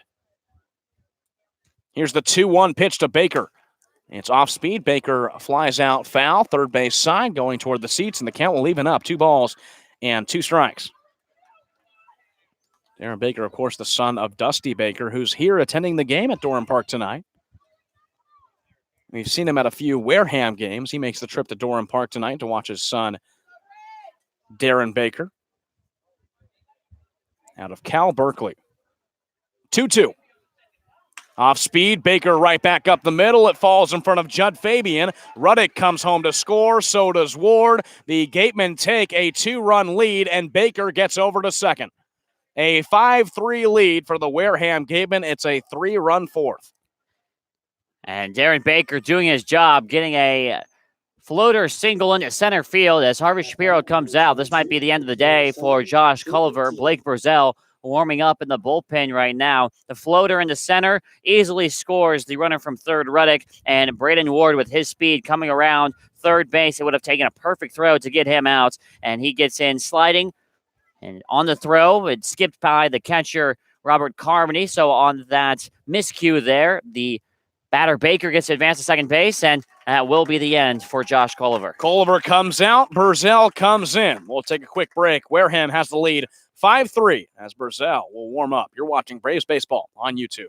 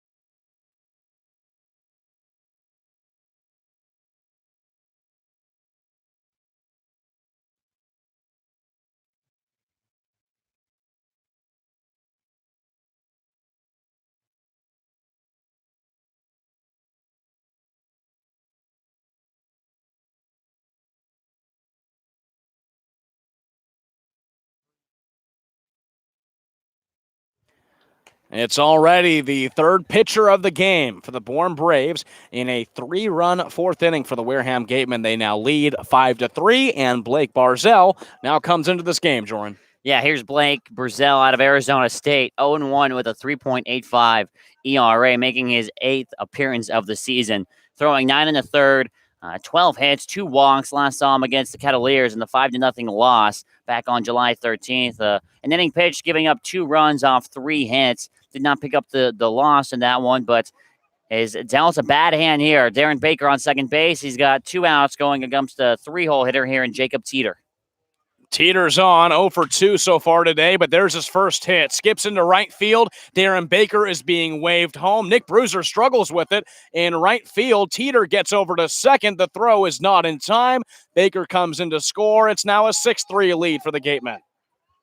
Setting first pitch fastball from Blake Barzell was Jacob Teeter. Takes it into right field. Nick Bruiser trying to come up with the ball to throw home. Has a little problem with it. Didn't really glove it correctly.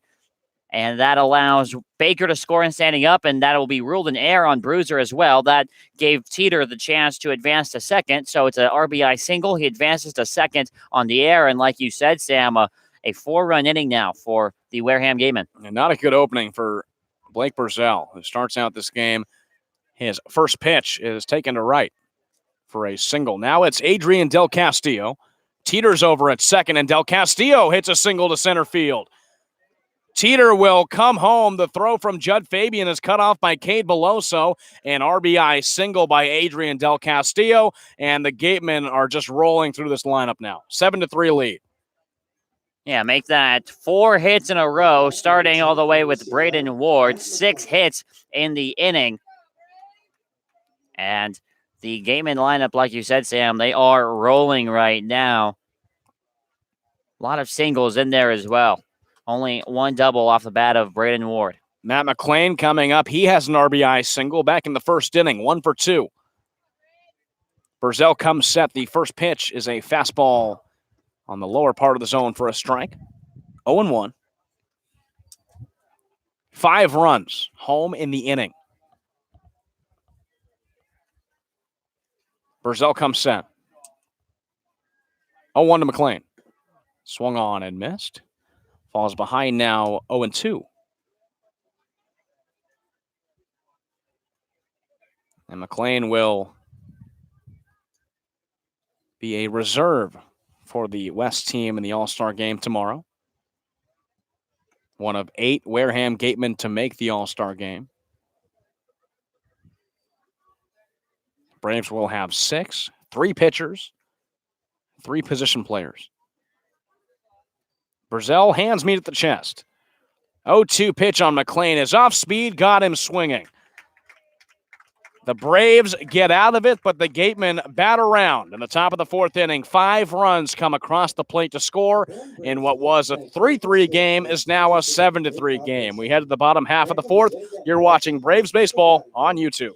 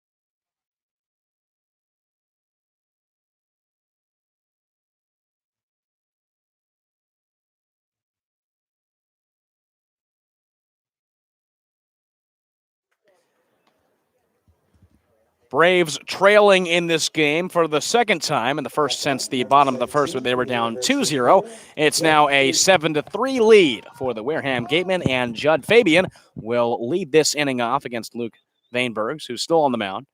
Back to the top of the lineup. It's Fabian, Warren, and Beloso due up in the bottom of the fourth. Vainberg into the windup. First pitch is a curveball that falls in the strike zone for a first pitch strike, 0-1. Fabian so far 1 for 1. Singled and came around to score in the first inning and walked, got to second base in the second. The 0-1 pitch, another off speed from Vainbergs in the strike zone, 0-2. Braves down by 4 runs, and they have to start somewhere, and it'd be nice for Fabian if he's able to get on base for the third time tonight. He singled, and he walked. 0-2 to Judd Fabian is another off speed that he flies out to right field. Matt Ruddick is under it. He puts it in the glove for the first out of the inning. Fabian is retired for the first time tonight.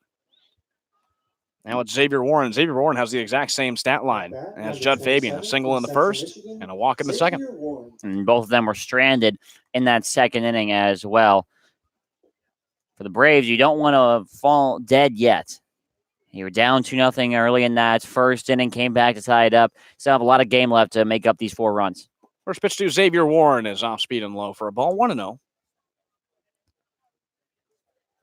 Braves trailing 7-3. In the season series, they have lost to Wareham twice and won one time. The first meeting here at Doran Park on July 1st, 6-1 win for the Braves. The 1-0 is off speed and looked at low for a ball. 2-0 to Xavier Warren. Wareham came back on July 3rd and beat the Braves at their home park, 7-5. And the last time these two met up was July 11th, a 4-2 win for the Gatemen at Spillane Field. Warren, the 2-0 pitch taken opposite field, down the line, going foul. It's now a 2-1 strike count to Xavier Warren. Yeah, Warren batting from the left side today. Be nice for him to get on base, really just try and create some pressure. You don't want to let a pitcher making his first appearance in the league like Vainberg's on the mound get into a rhythm and get into a groove. 2-1. Fastball low. Warren looks at it. It's a 3-1 strike count to Xavier Warren. 10 hits for the Wareham Gatemen, 5 for the Braves. And we talked about it last night, Joran, in the postgame show Tomahawk Talk after the Orleans game. Pitching was going to be the key. And that has really slipped in this one. 3-1. Fastball Xavier Warren just gets a piece of. He fouls back to the backstop, and the count runs full. 3 balls and 2 strikes. Yeah, the Braves bullpen that was once tops in this league has really begun to slip through the cracks a little bit. Culliver giving up 4 runs. J.P. Woodward, who is normally out of the bullpen, a bullpen arm, he gives up 2 runs in only his first 2 innings. Payoff to Xavier Warren. A grounder right back up the middle. Darren Baker moving to his right side. Gloves it, throws to first, and it's in time to retire Xavier Warren. 2 up, 2 down for Lucas Vainbergs. And that'll bring up Cade Beloso, who's looking for his first hit after picking one up yesterday against the Firebirds. And you felt sooner or later that every single inning there couldn't be a runner on base. That's what's on the line right now. Throughout the first combined 7.5 innings, there has been at least 1 runner on base for both teams. Now Beloso have up to try and keep that streak alive. First pitch to Cade Beloso with 2 outs, nobody on, is a fastball inside, called a ball, 1-0. Beloso's 0 for 2, 2 flyouts, 1 to left field and 1 to second. 7-3 lead for the Wareham Gatemen, bottom of the 4th inning. 1-0. Beloso swings and misses at an off speed from Lucas Vainbergs. 1 ball and 1 strike to Cade Beloso. It's a right-handed pitcher, left-handed batter matchup. Vainbergs into the windup. The 1-1 is a liner right over to Darren Baker at second, and he puts it away for the 3rd out of the inning. Tough contact from Cade Beloso, just right to where Darren Baker was playing. He didn't even have to move, and the Braves go down in order. 3 up, 3 down. No runs, no hits. A 7-3 lead for the Wareham Gatemen as we approach the top of the 5th. You're watching Bourne Braves Baseball on YouTube.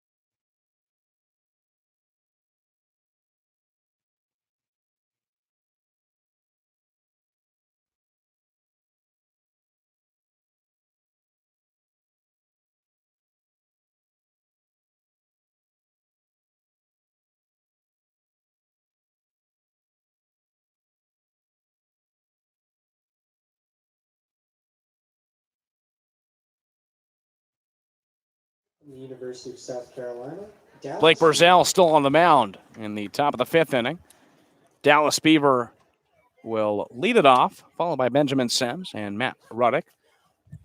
7-3 lead for the Gatemen. The first pitch to Beaver is grounded out over to first. Cade Beloso with the right hand gloves it and will tag first himself for 1 pitch, 1 out. And that is certainly refreshing after a 5-run 4th, Jordan. Yeah, that's exactly what the doctor ordered right there. A quick out number 1 against Dallas Beaver, who we've seen lead off the 4th inning. He leads off the 5th, and it's exactly like I said, what the doctor ordered. You needed that quick out number 1 to get a little of confidence back. Bell's already giving up 1 run not earned, but he gets the first out here very quickly in the top of the 5th. Here's Benjamin Sims, 1 for 1 day so far. He singled and came around to score in the 4th inning. First pitch from Burzell is outside, 1-0. The Braves, a 6-4 record in their last 10 games. That's tied with 2 other teams in the league for the best record in the past 10. 1-0 is off speed, just a little low and outside, 2-0. They had that 3-game win streak just last week as the lights are now on here at Durham Park. No wind really all day. Here's the 2-0. A fastball high. It's 3 balls to Benjamin Sims, 3-0. Yeah, the wind was taken out and replaced with heat, with excess heat. Temperatures around the low 90s all day combined with a lot of humidity. 3-0 to Sims is a fastball in the zone, 3-1. And it's really not just here, but the entire country has temperatures in the upper 90s. I think the Cape got off a little bit easy with a lower 90s to mid or high 80s. A ground ball off the bat of Ben Sims over to second. Picked up by McKenzie, thrown to first, and a covering Burzell is in time for the second out of the inning. And nice athleticism there for Burzell to get down the line very fast, work his way to the first baseline, and then up the bag. A little PFP action as Beloso gives way for McKenzie to field it, throw into first base, and 2 up, 2 down now for Burzell. Here's Matt Ruddick. A 1-for-1 day so far. Singled, came around to score in the 4th, and had a sacrifice bunt in the top of the 2nd. First pitch is swung on and fouled off on the third base line. A little grounder that Xavier Warren will pick up.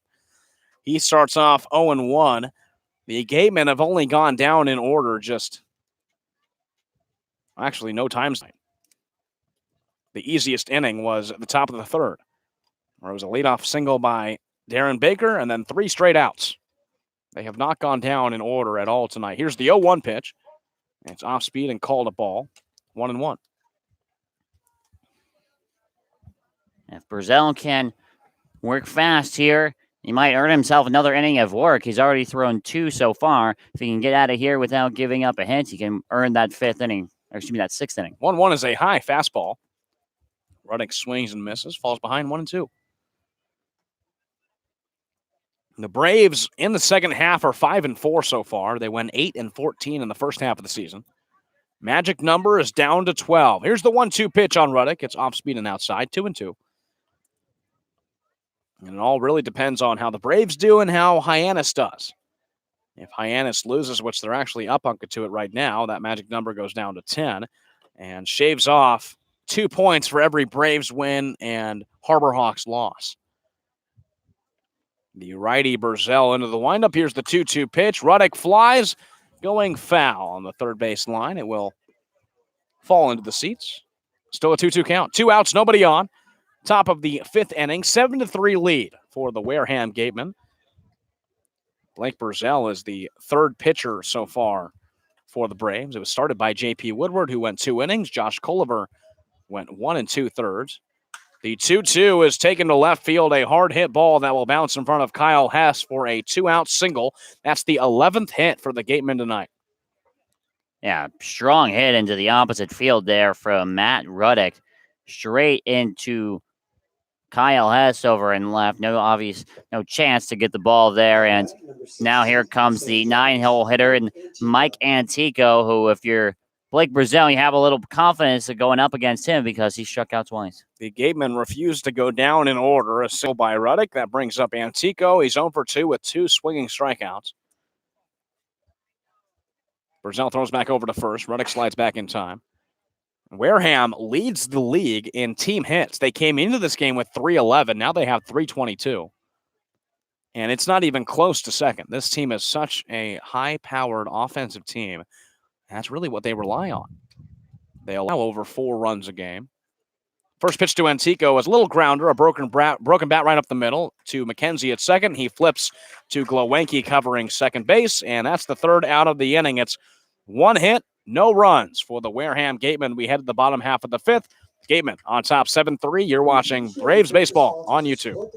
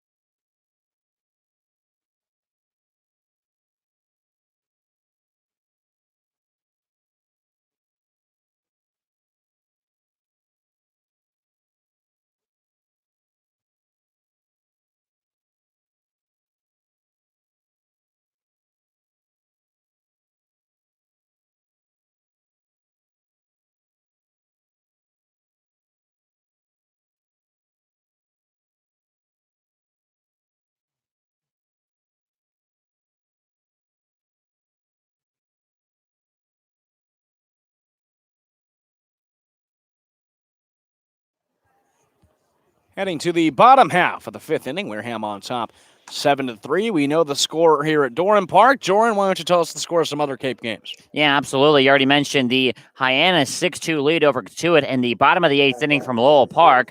We'll see if the Cavaliers can just come back on the Harbor Hawks. We've seen Hyannis blow a lot of leads in this Cape League season. Catuit, the only team, the first team in the entire baseball league to clinch a playoff spot. They did so last night thanks to Hyannis' loss.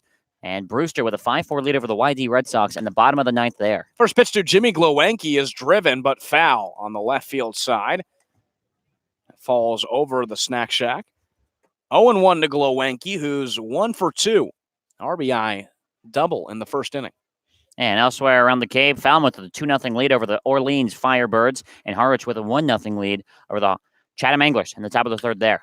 0-1, Glowenke this time takes it to right center field. Ward is moving back on it, and he will make the play in right center for the first out of the inning. Glowenke goes down for the second time tonight.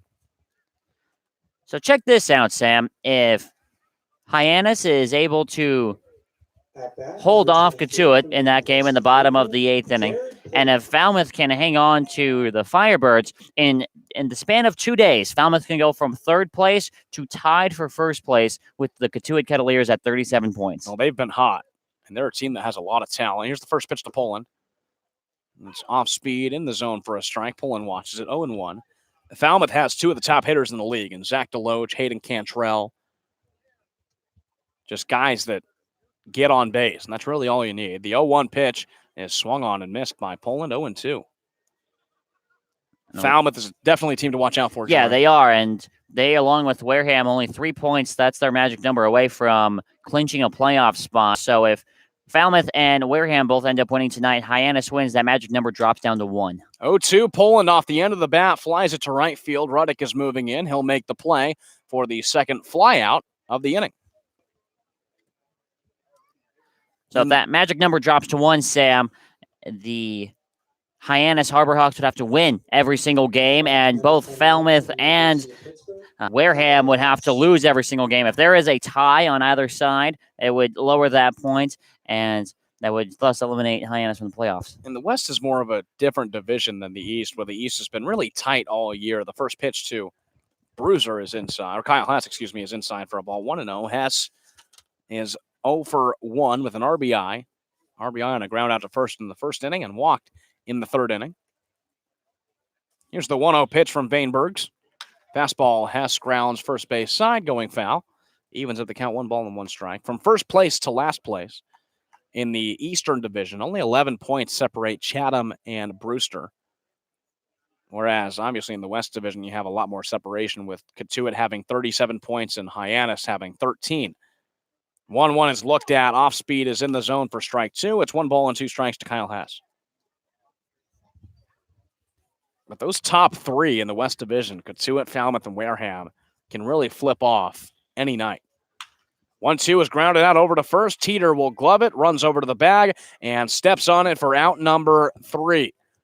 The Braves go down in order. No runs, no hits. It's a 7-3 lead for the Wareham Gatemen going up to the top of the 6th inning. You're watching Braves Baseball on YouTube.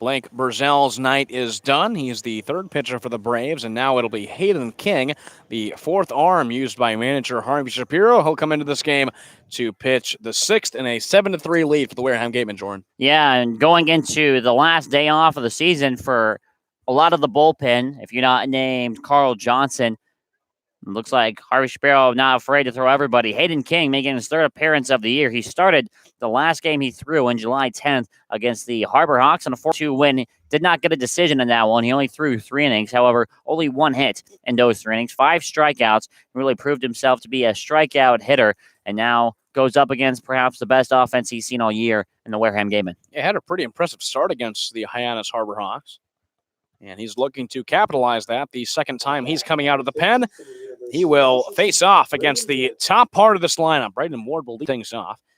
And he's had a great game so far. A single in the 1st, a double in the 4th. RBI thrown in there as well. Has 2 of the 11 hits by the Wareham Gatemen. We're only in the top of the 6th inning. 73 lead for Wareham. Hayden King comes set. The lefty kicks and fires, and Ward turns around to Bunny, pops it up toward the Wareham dugout. It goes foul. He starts off 0-1, and Braden Ward already with a stolen base, has a ton of speed, and he's looking to get on with a leadoff bunt single. Yeah, nothing like some good small ball drag bunt right down the first base line. More than likely, I think, with Ward's speed, would probably get him on base.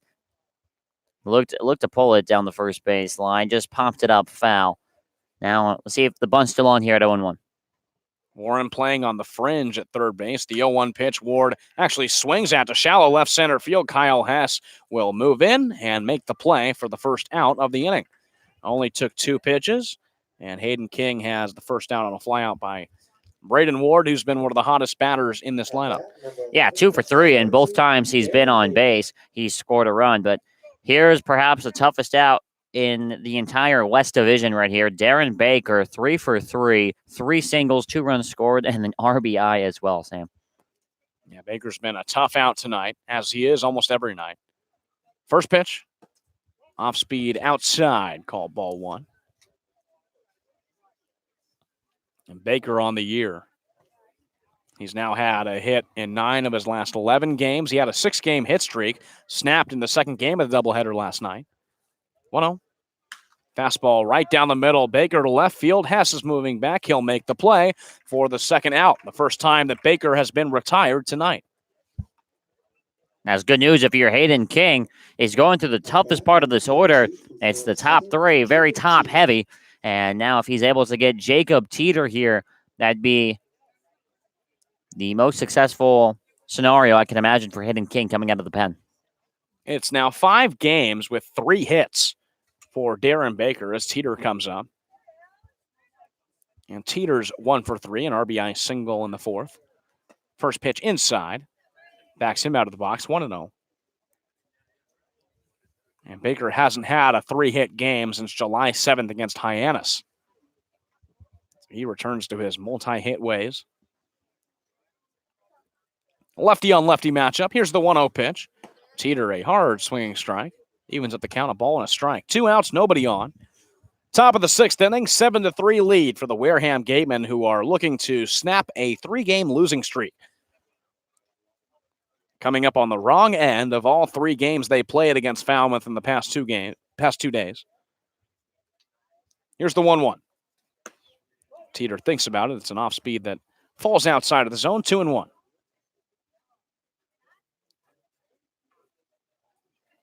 It was a doubleheader last night against Falmouth. And then the last time was Tuesday, July 16th when they played Falmouth. So because of the 2 rainouts, that's why they played them 3 consecutive times. The 2-1 is a grounder over to Jake McKenzie playing second, tosses to first. And that is the first time the Wareham Gatemen have gone down in order in this game. No runs, no hits. In the top of the 6th, we head to the bottom half. Still a 7-3 lead for Wareham. You're watching Braves Baseball on the Bourne Braves Baseball Network.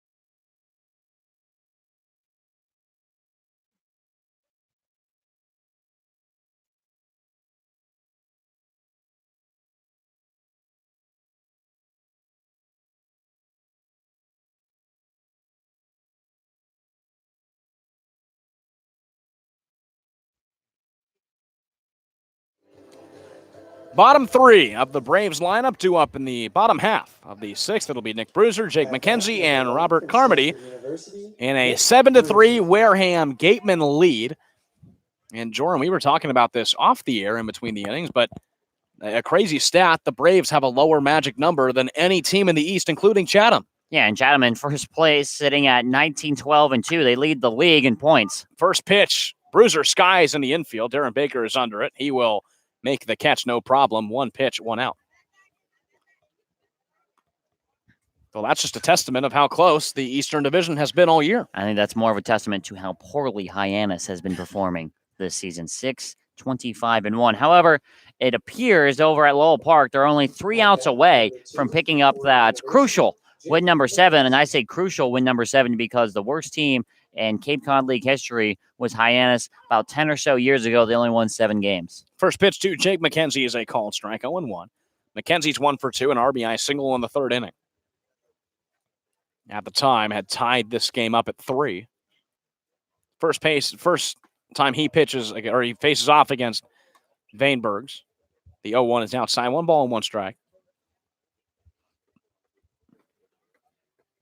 Yeah, that win would at least not have this year's Hyannis team go down as the worst team statistically in Cape Cod Baseball League history. 1-1 is fouled off by McKenzie. First base sign out of play, 1-2.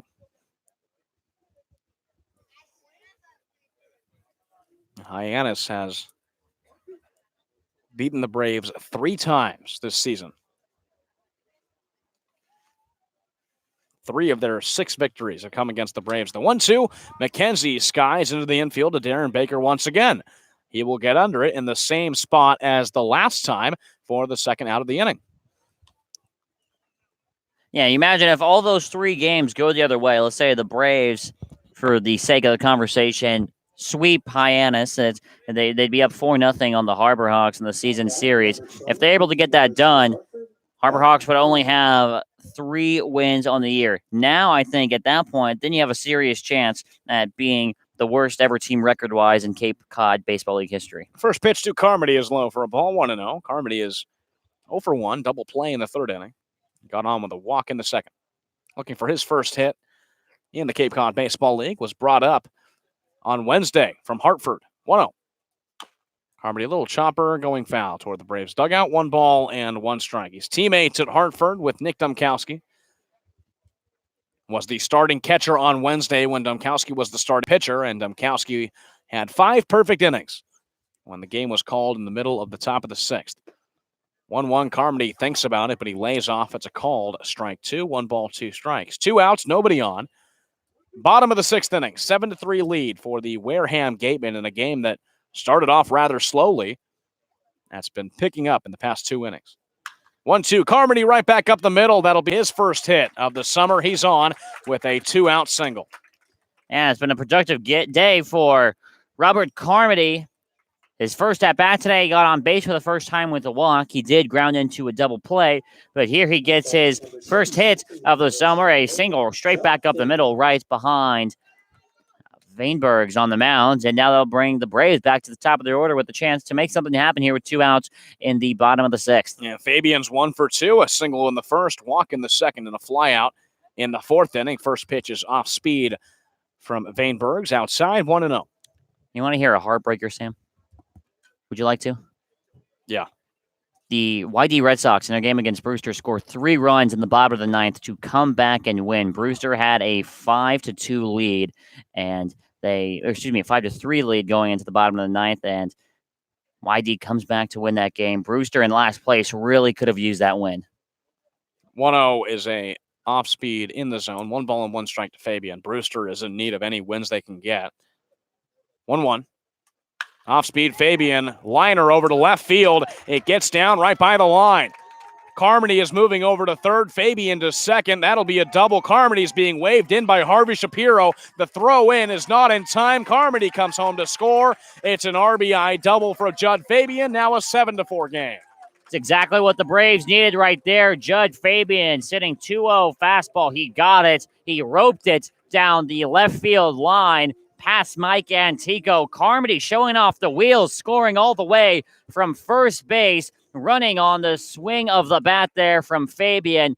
He advances to second base. Carmody comes all the way around to score, and the Braves back on the board now 7-4, only down by 3 runs, making it a little bit of a game. 5th double of the year for Fabian and 11th RBI as Carmody comes home to score. Now it's Xavier Warren, who's also 1 for 3. First pitch, Warren up the middle. Darren Baker will get over to it, though, at second base. Throw to first is in time to get Warren out, but the Braves will not be silenced. In the bottom of the 6th inning, it's a 2-out double by Judd Fabian that scores Robert Carmody to make this now a 7-4 game. We head to the 7th inning. You're watching Bourne Braves Baseball on YouTube.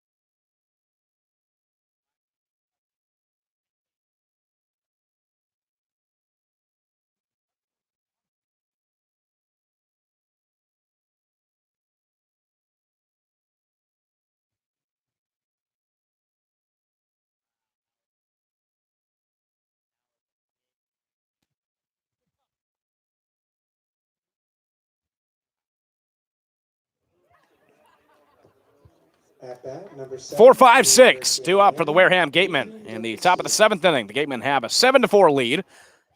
They have been leading since that 5-run top of the 4th. Hayden King will face off against Adrian Del Castillo. If you're wondering why the Braves are in a different look tonight, well, it's because of the heat. They're not wearing their typical white jerseys. They're wearing their all-blue batting practice shirts. The first pitch is skied by Adrian Del Castillo a few feet above the plate. Xavier Warren calls off everybody at third and makes the play. 1 pitch, 1 out on a fly out by Adrian Del Castillo. Yeah, good start there for Hayden King. Getting a 1 pitch, 1 out against Del Castillo, who he had an RBI single in his last time. Now here's Matt McLean, who's coming in with an RBI of his own back in that first inning. Hasn't gone on base since. First pitch temperature was 85 degrees, felt like 93, and it's cooled off big time. 79 degrees right now. Feels like 85, but that's a lot better than 93. But the Braves cooling off a little bit with those batting practice shirts. Here's Matt McLean. First pitch is off speed by Hayden King on the outside part of the plate for a call. Strike 1. McLean is 1 for 3, an RBI single in the first inning, fly out in the third, and a strikeout swinging in the 4th inning. This will be the first time he faces off against Hayden King. 0-1 pitch is a breaking ball that falls in the zone for a strike. 0-2. Hayden King did not start his season off with the Braves. Actually was a member of Chatham. Pitched 3 games there, actually got the start in one of them. Had an 0-1 record, a high 10.80 ERA. A Chatham team that is right now first place in the Eastern Division. 0-2 is looked at for strike 3. Hayden King has 2 quick outs in the top of the 7th inning. Nothing like a 3-pitch strikeout, huh? Hayden King had 5 strikeouts in 3 innings. His last appearance against the Harbor Hawks gets his first strikeout today. Got McLean looking. His second time striking out. Now only 1 out away from the Braves being able to stretch and try and gnaw back at this lead. It'll be in Dallas Beaver, the starting catcher for the West team tomorrow in the All-Star game. Beavers 0 for 3. First pitch from Hayden King. Gets him jammed and fouls it back behind the backstop. 0-1. Oh, Jordan, I want to go back and talk about Brewster because they need any win they can get. They were probably looking forward to the game against the Braves that was scheduled for Thursday, got rained out, and pushed back to the last day of the season on August 1st, which could end up being huge for them. But right now, 3 points behind the Mariners as the 0-1 fastball is outside. 1 ball and 1 strike.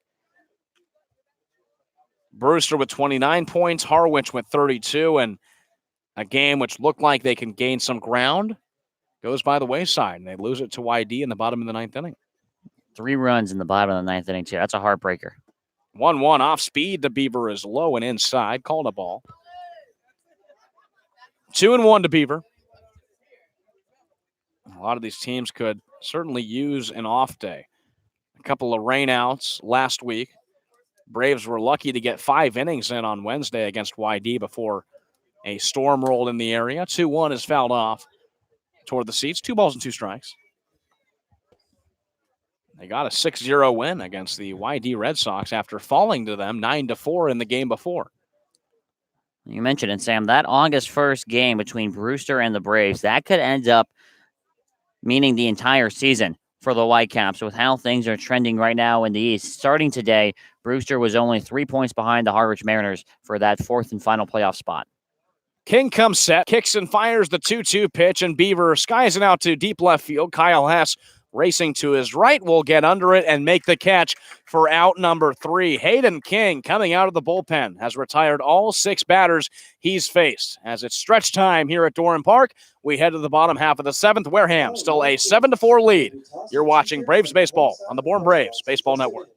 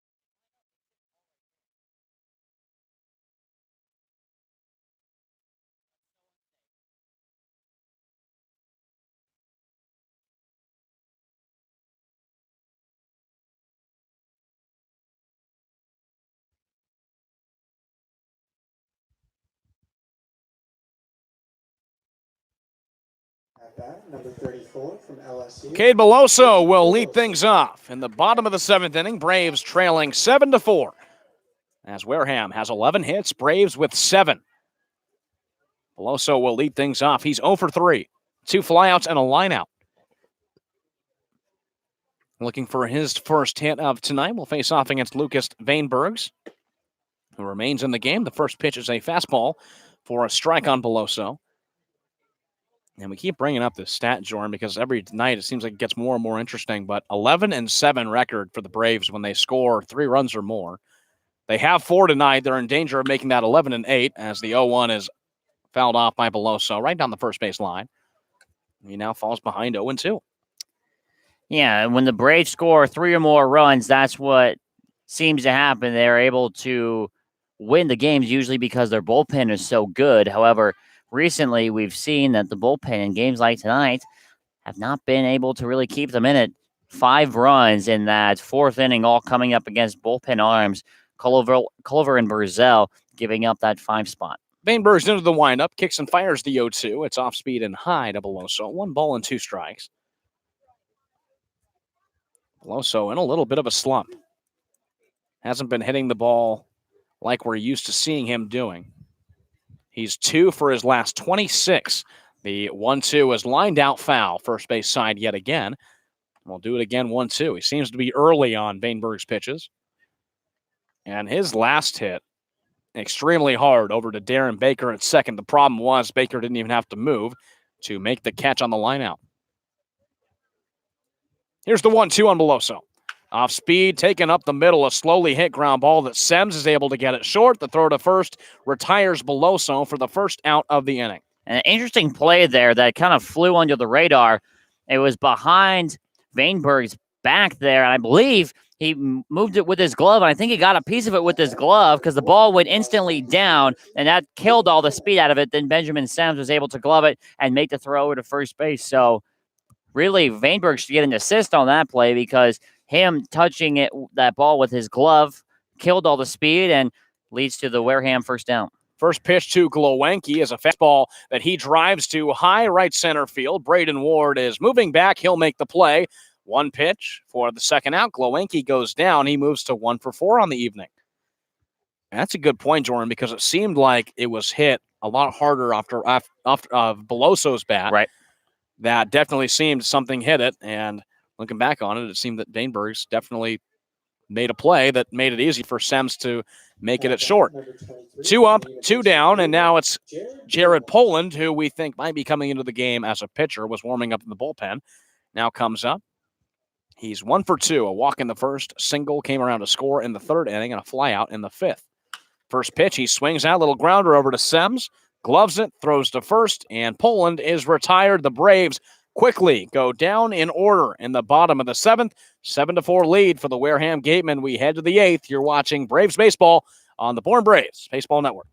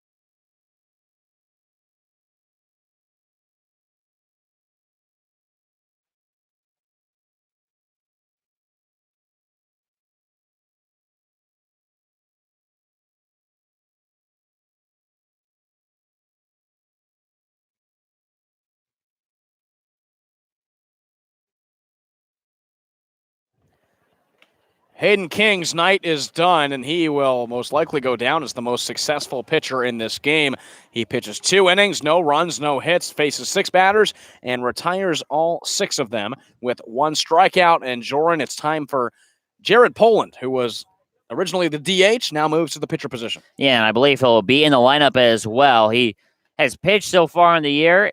This will be his 5th time. 4 other times, 2-1 on the year, a 6.35 ERA, 9 strikeouts, 9 hits. We last saw him pick up the win in the game against Catuit back on July 15th. He was actually the pitcher who pitched the top of the 8th. Then Judge Fabian hit his go-ahead home run in the bottom of the 8th. Kieran Shaw came in to get the save for that one. He threw 2 innings against the Cavaliers in that game back on the 15th, only giving up 1 hit. Faced 8 batters there, and also got the win against Hyannis back on July 10th.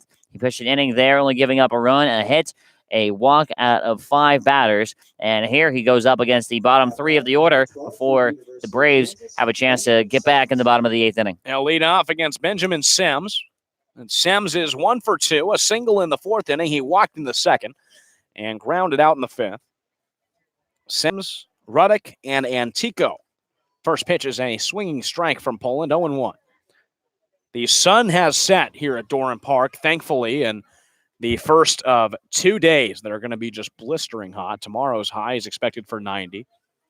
0-1 to Sims, a fastball that he takes off to left field over the outstretched glove of Xavier Warren at third. Skips to left for a leadoff single. And that's the first hit since the 5th inning for the Gatemen. Yeah, perhaps they received a little bit of a confidence boost now that Hayden King's no longer in the game. Xavier Warren almost made a great play on that line drive off the bat of Sims. Just could not grab it, could not glove it. So now a leadoff single that brings up Matt Ruddick. And Ruddick has 2 singles in this game. He's 2 for 2. Sacrifice bunt in the 2nd inning as well. First pitch against Poland. He flies out third base side, curving foul.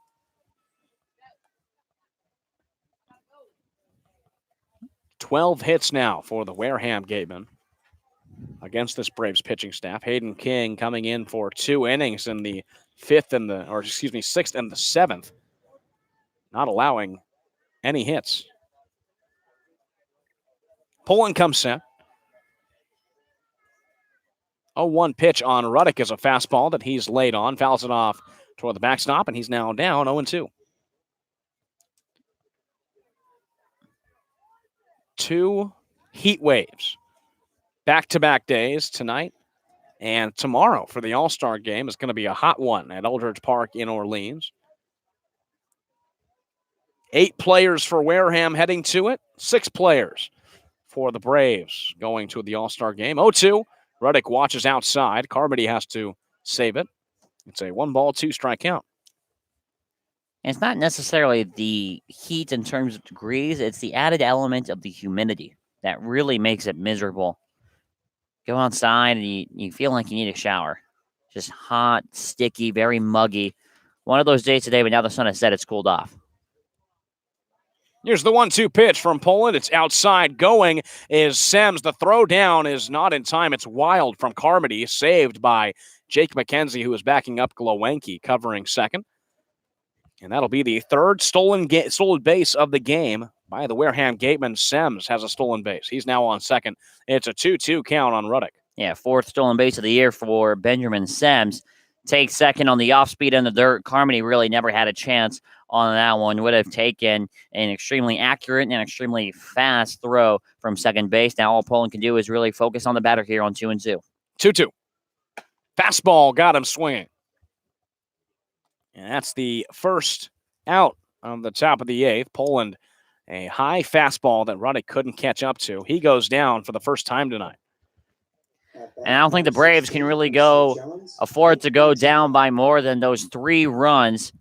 So I think every single batter from here on in this 8th inning will be important here for Jared Poland. He's going up against Mike Antico, who is yet to reach base tonight. And he's one of only 2 batters in this lineup for Wareham that have yet to reach base. It's him and Dallas Beaver. The first pitch from Poland is outside for a ball, 1-0. Antico's 0 for 3 with 2 strikeouts and a ground out. Picks up some dirt, rubs it on the bat. Sem's over at second. 7-4 lead for the Wareham Gatemen in the top of the 8th inning. 1 out. Poland steps off the mound. The two-way player for the Braves that has hit extremely well on the year coming into this game, a .286 average. His pitching has slipped a couple times, this being the 5th time he's pitched. 1-0, high and outside, 2-0.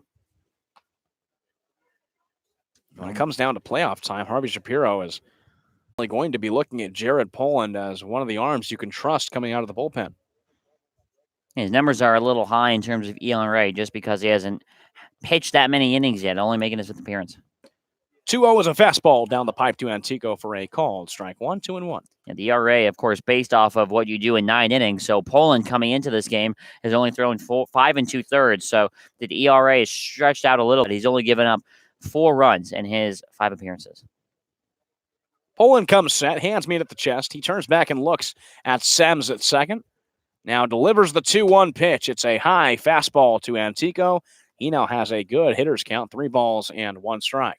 You know, walk doesn't necessarily kill you here with first base open and 1 out. Creates a double play opportunity. The problem is you're going right up against the top of this Wareham order. Ward, Baker, and Teeter all due up next after Mike Antico.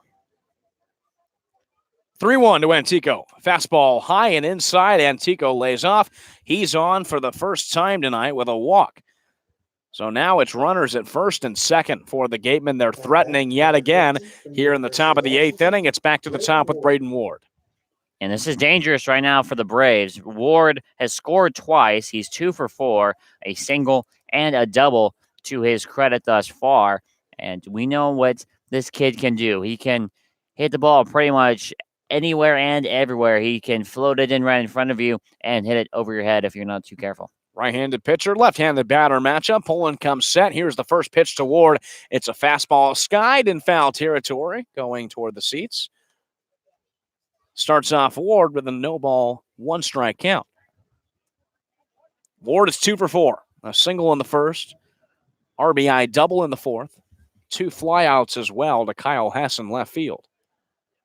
1 out in the inning. Runners on first and second. 7-4 lead for Wareham. Looking to break a 3-game losing streak. Here's the 0-1 pitch on Ward. Lined over to third base and just fouls foul.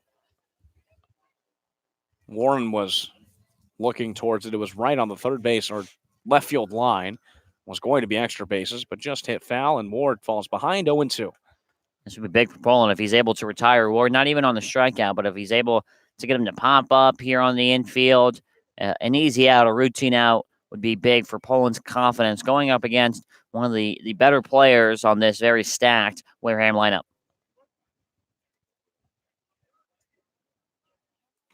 Poland comes set. It's an 0-2 count on the leadoff batter, Braden Ward. Off speed, a little dunker over too short. That Glowenke will move back on it and make the catch for out number 2. That ball just held up in enough time for Glowenke to go to shallow left field, make the play for the second out. So runners still at first and second, 2 outs now, and Darren Baker, who's been an on-base magnet, now comes up. Yeah, 3 for 4, 3 singles, an RBI, 2 runs scored, a stolen base, a very busy stat line for Darren Baker. Has the opportunity here with a base hit or perhaps even an extra base hit into a gap to really make something happen for the Gatemen. First time Baker is facing Poland, and the first pitch is a fastball on the outside corner for a called strike 1. Baker 3 for 4. 2 runs scored, a stolen base, and an RBI. A very productive game for him. Runners on first and second. Another opportunity to make this a great game for him. The 0-1 is fouled off toward the backstop, and Baker falls behind 0-2.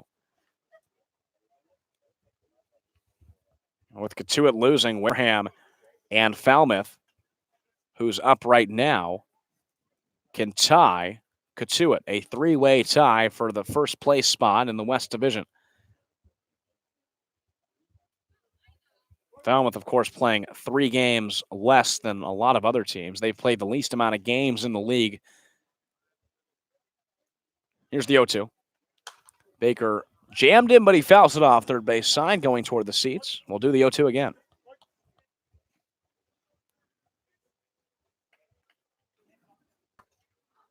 Could be a big game for Wareham to get back to that top spot.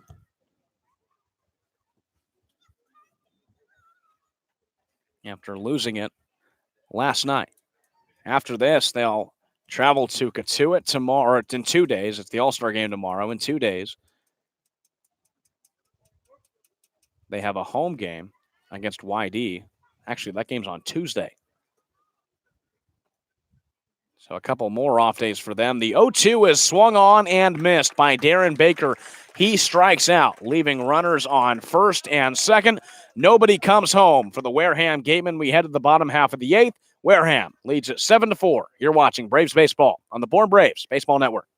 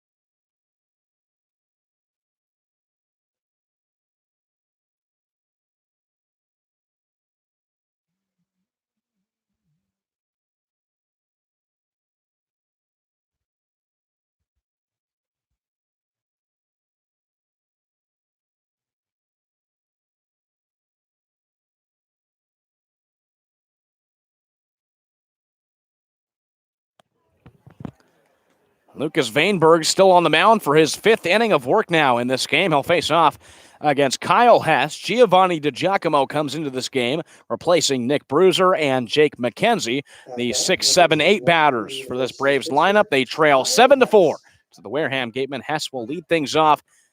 So far, he is 0 for 2 with an RBI and a walk. First pitch from Vainbergs. Hess over to Darren Baker. A little blooper right to him. He catches on the fly. 1 pitch, 1 out. Darren Baker has had some tough plays over at second base. That one, a little blooper to him, but he makes the play for the first out. It's been very popular today, hasn't he, over at second base? There was 2 outs recorded in the 6th inning that were pop-ups over to him, and he makes another one here in the bottom of the 8th. Here's Giovanni DiGiacomo, who made his introduction to the game in center field last inning, now gets his first at-bat. And DiGiacomo on the year, batting .231, 6 for 26. He has 1 double, 3 runs scored, 11 strikeouts. Got a stolen base last Tuesday against YD. First pitch to him. A fastball down the pipe for a called strike 1. DiGiacomo went 1 for 3 in that game with 2 strikeouts. Right-handed pitcher in Vainbergs. Left-handed batter in DiGiacomo. He comes set into the windup. Kicks and fires the 0-1. It's a fastball inside. DiGiacomo backs out of it. 1 ball and 1 strike. DiGiacomo hasn't really had the season that many were expecting for the Braves. He batted .275 for LSU. A home run, 15 RBIs. The 1-1 is a grounder right back up the middle. Baker slides. He can't make the play. Gets to center field. DiGiacomo has his 7th hit of the year. He's on with a single. Yeah, just about. Baker almost made an incredible play, slid on one leg to try and make the backhand catch, just couldn't glove it. Bounced off him and skips into center field for DiGiacomo's first hit. Now here comes Jake McKenzie looking to make something happen here in this 8th inning. The Braves, after all, are running out of outs. McKenzie's 1 for 3, an RBI single in the 3rd inning. First pitch is a fastball inside, called a ball from Vainbergs. 1-0. McKenzie still playing second today. Cody Morissette gets the off day. 1-0. Off speed, Morissette, little chopper over to third. Picked up by McLean. No, he bobbles it. McKenzie gets over to first. And now the tying run comes to the plate It will be Cody Morissette, who is pinch hitting for Robert Carmody. A little chopper that McLean just couldn't glove cleanly at third base, and Joran, that could end up being huge. That could, and it looked like it was the classic, I'm going to try and throw the ball before I have it. A chopper over to Matt McLean, and it looked like he turned his head and was going to throw to second base before he actually caught the ball, focused on the double play, not routinely catching the ball first and making the clean throw on a second base. He bobbles it as the first error of the game for the Gatemen. Now here's Cody Morissette in a big spot. Morissette's first at-bat of today went 0 for 5 with a strikeout last night against the Firebirds. The first pitch from Vanebergs is high, fastball for a called ball, 1-0. Morissette, a .256 average, 20 for 78. He has 2 doubles, 2 triples, 19 strikeouts, 11 RBIs on the year. He's also grounded out into a team-high 4 double plays. The 1-0 is off speed and driven into the gap in right center field. It bounces in front of Braden Ward. DiGiacomo will be held up over at third. It's a single for Cody Morissette in a pinch hit appearance, and the Braves load the bases up back to the top of the lineup in Judd Fabian. Yeah, it's about the toughest thing to do in sports. Come off the bench cold, grab a bat, and be told to go swing it. But that's what Morissette does. He floats it into center just in front of Braden Ward. It falls in for a single. DiGiacomo didn't have necessarily the best read on the ball. Really only started running after it hit the ground. Jerry Weinstein, as per usual, once the Braves have some momentum offensively, is going to go have a mound visit with his pitcher, Weinbergs. And Weinbergs has pitched the most amount of innings that any Gatemen pitcher has had in this game. This will be his 5th inning. He's pitched 5 1/3. You remember Coy Cobb started this game. He only threw 1 inning, allowed 3 hits, 2 earned runs. Then it was Christopher Maloney. He went 1 inning, 3 walks, no hits, and no runs in that second. Weinstein now running off the field. And we thought it was just going to be a carousel of bullpen pitchers, but Weinbergs has come into this game and been pretty solid. Only 1 earned run on his part. I'll check that, 2 earned runs on his part. But he's held the Braves in check. Now he faces an uphill battle. 1 out, and Judd Fabian coming to the plate, the leading power hitter for the Braves, and he swings at the first pitch over to center field. Braden Ward catches it. DiGiacomo will come home. He's tagging. He gets home safely. It's now a 7-5 game. And I'm sure Judge Fabian wanted to do a little bit more there on that first pitch fastball. He was sitting on it from Vanebergs. He just took it into center field. Ward really not worried about the runner coming in from third. Scoring on the play was DiGiacomo. He comes in safely. Now a base hit here from Xavier Warren could score McKenzie from second base. This game gets a little closer. It's now 7-5 in the bottom of the 8th inning. Wareham leads it. Xavier Warren, who hasn't got a hit since the first inning, now comes up. 2 outs in the inning. First pitch from Vanebergs is an off-speed in the zone for a called strike 1. Fabian, 2 RBIs in this game. On the year, he now has 13.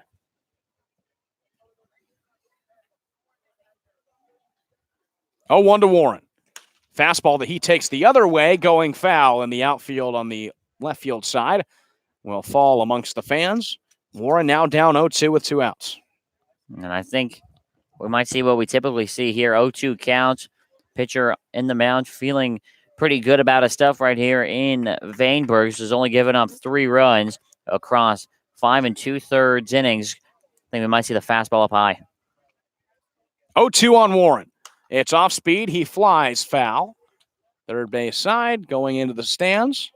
It's still no balls and 2 strikes on Xavier Warren. Well, YD had a comeback victory in the bottom of the 9th inning, scoring 3 runs against the Brewster Whitecaps. The Braves looking to do the same here at Doran Park. Bottom of the 8th inning, 7-5 lead for Wareham. 0-2 on Warren. A fastball inside called, ball 1. Warren turned his back on it. It's now 1-2. Braves have loaded up the bases 3 times in this game. 1 in the first and 1 in the second inning. 1-2. Fastball low, called strike 3. Xavier Warren goes down looking, leaves the tying run over at first. The Braves get one run home, but they were looking for a lot more than that. They still trail 7-5 now as we enter the final frame, the ninth inning. You can catch it all here on the Bourne Braves Baseball Network.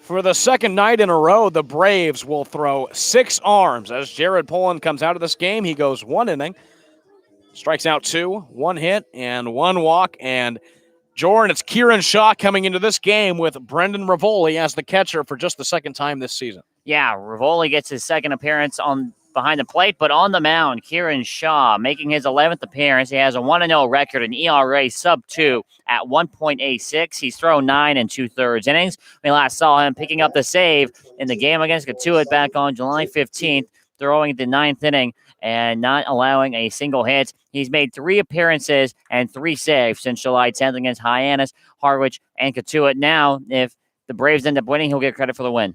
It's the top of the 9th inning, 7-5 lead for the Wareham Gatemen. Jacob Teeter will lead things off against Shaw. The first pitch is a fastball catching the zone on the outside part of the plate. 0-1 to Teeter. Teeter's 1 for 4, an RBI single in the 4th inning is all he's been able to do tonight. Shaw into the windup, kicks and fires the 0-1 pitch. It's an inside fastball that Teeter swings at for strike 2. And defensively, some movement for the Braves. Judd Fabian in left, Giovanni DiGiacomo in center, Kyle Hess in right. Brandon Rivoli, like we mentioned, is catching, and Cody Morissette replaces Jake McKenzie at second base. Time is called by Rivoli. The two couldn't agree on a sign. Morissette not too much of an off day after all.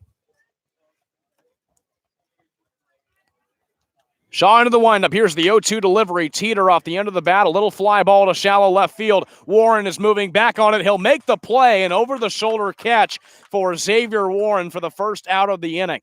And that was really in no man's land. Not hit very well off the end of the bat of Teeter. And Warren had to use some serious speed over at the third base position to make that out in shallow left field. Lots of speed and lots of focus and concentration for Xavier Warren, making it look a lot easier than it actually is. Moving backwards, not looking at all where your body is going, just looking straight up into the air, making the over-the-shoulder grab. That's a big out number 1 for Kieran Shaw. Here's Adrian Del Castillo. He's 1 for 4. A single in the 4th inning. The first pitch is a fastball outside from Kieran Shaw, 1-0. For Rivoli, this is only the second time he's caught this year. 1-0. Fouled right back to the backstop. Evens up the count, 1 ball and 1 strike. 12 hits for the Gatemen. And they've only had 1 hit since the 5th inning. Hayden King coming out of the pen, throwing 2 solid innings in the 6th and the 7th. Here's the 1-1. Off speed and outside. Del Castillo now is ahead in the count, 2 balls and 1 strike. On deck, it's going to be Matt McLean. He's also 1 for 4. 2-1. Fastball, Del Castillo hits it hard to deep left field. Moving back is Judd Fabian. He's at the track. He'll make the catch and runs into the wall. Actually knocks the gate open out there by the bullpen. Judd Fabian, who started out this game in center field, moves to left just an inning ago. And that was a hard hit opposite field fly ball by Del Castillo that Fabian ran back on and made the play just before the wall. Yeah, real nice play there from Fabian. Clatters into the wall, actually knocks down one of the sponsor signs running into the wall so hard. We saw him have a similar catch early in the season where he held the ball up to show it, dropped it, and it was ruled a home run. This time he hangs on to it the entire process. Clutch second out. Now it's Matt McLean. First pitch is high and tight on the fastball from Shaw. Starts him out with a ball, 1-0. McLean 1 for 4. RBI single in the 1st inning. He struck out twice in the 4th and the 7th. This Wareham lineup's been held in check so far through the last part of this game. The 1-0 pitch is off speed and outside by Kieran Shaw, 2-0. J.P. Woodward started out this game in what seems like a lifetime ago. Then it was Josh Culliver, then Blake Burzell. Hayden King followed, then Jared Poland, now Kieran Shaw. Here's the 2-0 pitch to McLean. Little chopper over to short. Jimmy Glowinski moves to his left, gloves it, throws to first, and that'll be it for Matt McLean. He goes down on the ground out. The Wareham Gatemen go down in order in the top of the 9th inning, and it's up to the Braves to try and come back in the bottom half. Down 7-5 to the Gatemen. You're watching it here on the Bourne Braves Baseball Network.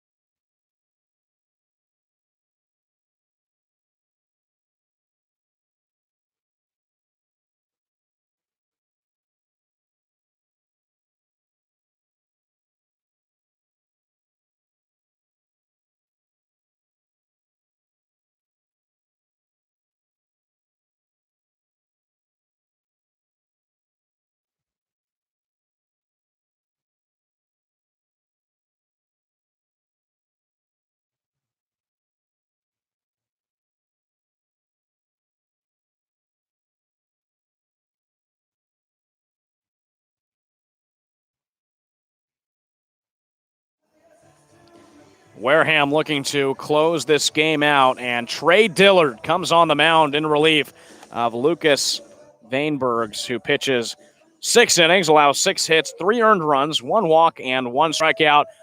And Jordan Dillard is looking to silence this middle part of the Braves lineup and get the save. Yeah, it goes from the 3rd pitcher in the game from Missouri to the 4th and possibly the final pitcher from Missouri. Dillard coming out of Mizzou, 2-0 on the year, 2.63 ERA, 7 games played, or 7 appearances, I should say. This will be his 7th. 13 2/3 innings worked, 16 strikeouts, 9 hits, He picked up one win against the Bravos back on July 3rd, pitching 2 2/3 innings in that one, giving up a run in the hits. Last through July 14th at Brewster, he got the win for that one. 3 2/3 innings worked, 1 run. It was earned 4 hits against 7 batters, and he's given up runs in 4 out of his 6 appearances. The Braves need 2 to knot it up. Cade Beloso, Jimmy Glowenke, and Jared Poland, who stays in the lineup, will be it for the Braves. In the bottom of the 9th inning, the final chances against the Wareham Gatemen. Dillard comes set. Here's the first pitch to Cade Beloso. It's a fastball catching the outside part of the plate for strike 1. Beloso 0 for 4-9. 2 for his last 27. Dillard comes set. 0-1. Fastball again. Beloso, high fly ball, shallow left field. Antico is moving in. He'll make the catch for out number 1. 0 for 5 for Cade Beloso, who's going through a mid-season slump. At bat, number 4. Beloso now falls. He's 3 for his last 28 is the stat. First out of the inning, now it's Jimmy Glowenke. And Glowenke had an RBI double in the first inning and has been silent since then. A ground out in the second, a couple of flyouts to center in the 5th and the 7th. First pitch hits him right on the helmet. So Glowenke will... No, they said it hit off the bat. What looked like it hit him on the helmet actually came off the bat, and it's 0-1. And it must have, too, because there's no argument from Glowenke. He didn't get the bat down. 0-1. Glowenke watches strike 2, so you think he's heading on over to first, the tying run coming home to the plate in Jared Poland, but it's called a foul ball, and now Glowenke is down 0-2. Dillard comes set, the righty will kick and fire the 0-2. It's an off-speed that's just a little outside. A 1-ball, 2-strike count. That's a tough break, but yeah, no argument from Glowenke on that one. Curveball that didn't curve. He brought his body down, forgot the bat. The 1-2 was a fastball. Glowenke, a hard swing that he fouls off. Glowenke started to show a little bit of power. Had the 2-run home run against YD on Wednesday. Been picking it up a little bit. Batting in the cleanup spot. The 1-2 fouled off yet again. And Glowenke refusing to go down without a fight. 7-5 lead for the Wareham Gatemen. They led off with 2 runs in the first. The Braves responded with 2 runs of their own. Time is called. Braves took the lead in the bottom of the 3rd inning. And it was the 5-run top of the 4th by the Wareham Gatemen that has been the deciding factor. The Braves have gotten 2 runs since then. And that's been it the entire game. The 1-2 pitch fouled off by Glowenke again on the first base side. That's now 3 foul balls on the 1-2 count. You will see the 7th pitch of the at-bat. 1-2. Fastball, Glowenke fouls off. That time he took deep to right field. That curved foul into the trees. It'll now be an 8-pitch at-bat on Glowenke. And he's really battling up there, doing well to see a lot of pitches and fighting off Dillard's best stuff. 1 and 2. You have to imagine he's probably getting something out of the zone here. Dillard wanting him to chase. Here's the 1-2 again. Glowenke, little chopper up the middle. Sems can't glove it at short, and Glowenke will get on. It was a playable ball for Benjamin Sems at short. He was moving to the center of the diamond, and it hit off of his glove, skipped into center field. Glowenke's on, and Jared Poland is now the tying run coming up to the plate. Yeah, it would have taken a miraculous play there from Sems to pull that off. Bouncing on the north side of the second base bag would have been full extension for him to try and reach out to make the play. Then would have had to spin around and make an even better throw to first base. Now the tying run comes to the plate here in Jared Poland. First pitch from Dillard. Poland thinks about it, but it's ended up called a ball in the outside part of the plate. 1-0. Poland is 1 for 3. A walk in the first, a single, came around to score in the 3rd inning. A fly out and a ground out since then. Glowenke at first, 1 out in the inning. The 1-0 pitch is a swinging strike on an off-speed pitch from Dillard.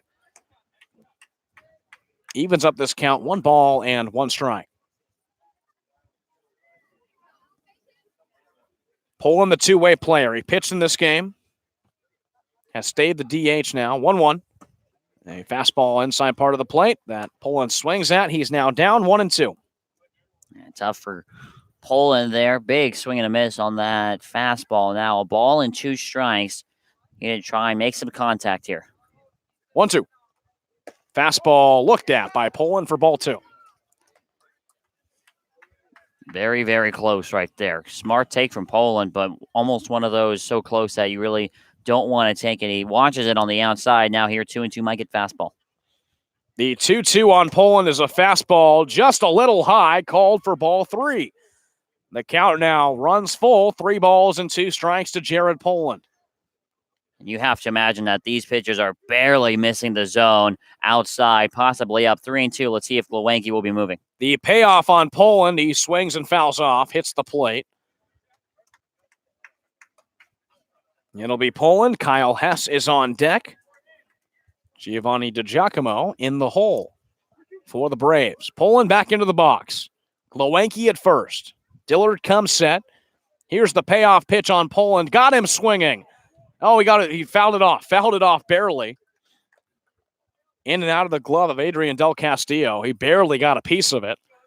And Poland barely stays alive. Yeah, it's always tough. It's a reflex play for the catchers. A foul tip straight back in the glove. Have to close it quick before it bounces out, but that's exactly what happened.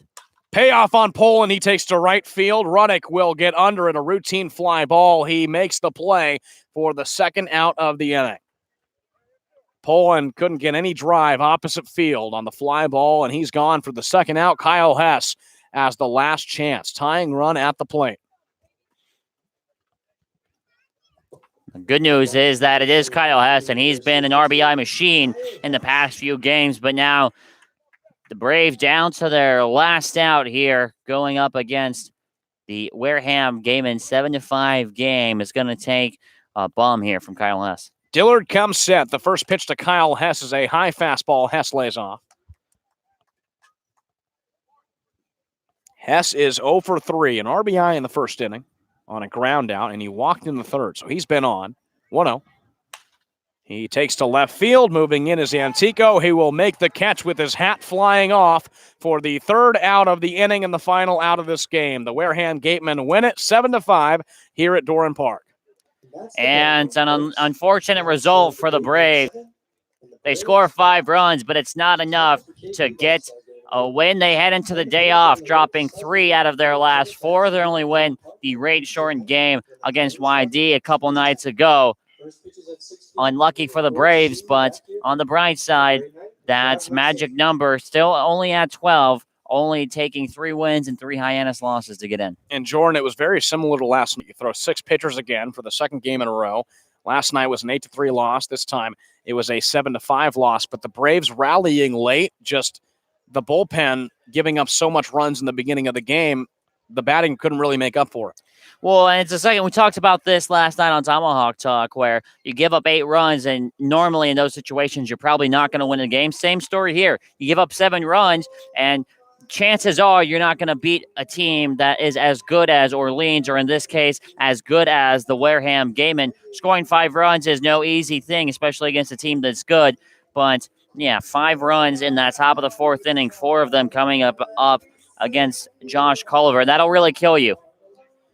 Lucas Vainbergs, will get his first win of the season in his first appearance. He moves to 1-0. He pitched 6 innings, allowing 6 hits, 3 earned runs, 1 walk, and 1 strikeout. Trey Dillard will get the save. That's his first save of the year for the Wareham Gatemen. Wareham, 7 runs on 12 hits. The Braves, 5 runs on 10 hits. Josh Culliver gets the loss. And the Braves fall to now 13-19 on the season. Wareham up to 18-15. The Braves stay in that 4th spot, still safe for the playoffs. Magic number is still 12. And Wareham moves up to a tie for first in the Western Division, as Katuitt has already clinched a 3-way tie for first place between Falmouth, Katuitt, and Wareham. Katuitt has clinched a playoff spot. Everybody else still fighting for one, but all tied at 37 points. So that'll be it from Doran Park alongside Jordan Palacio. I'm Sam Wiederhaft saying have a great night, everybody. The Braves lose this one to Wareham 7-5.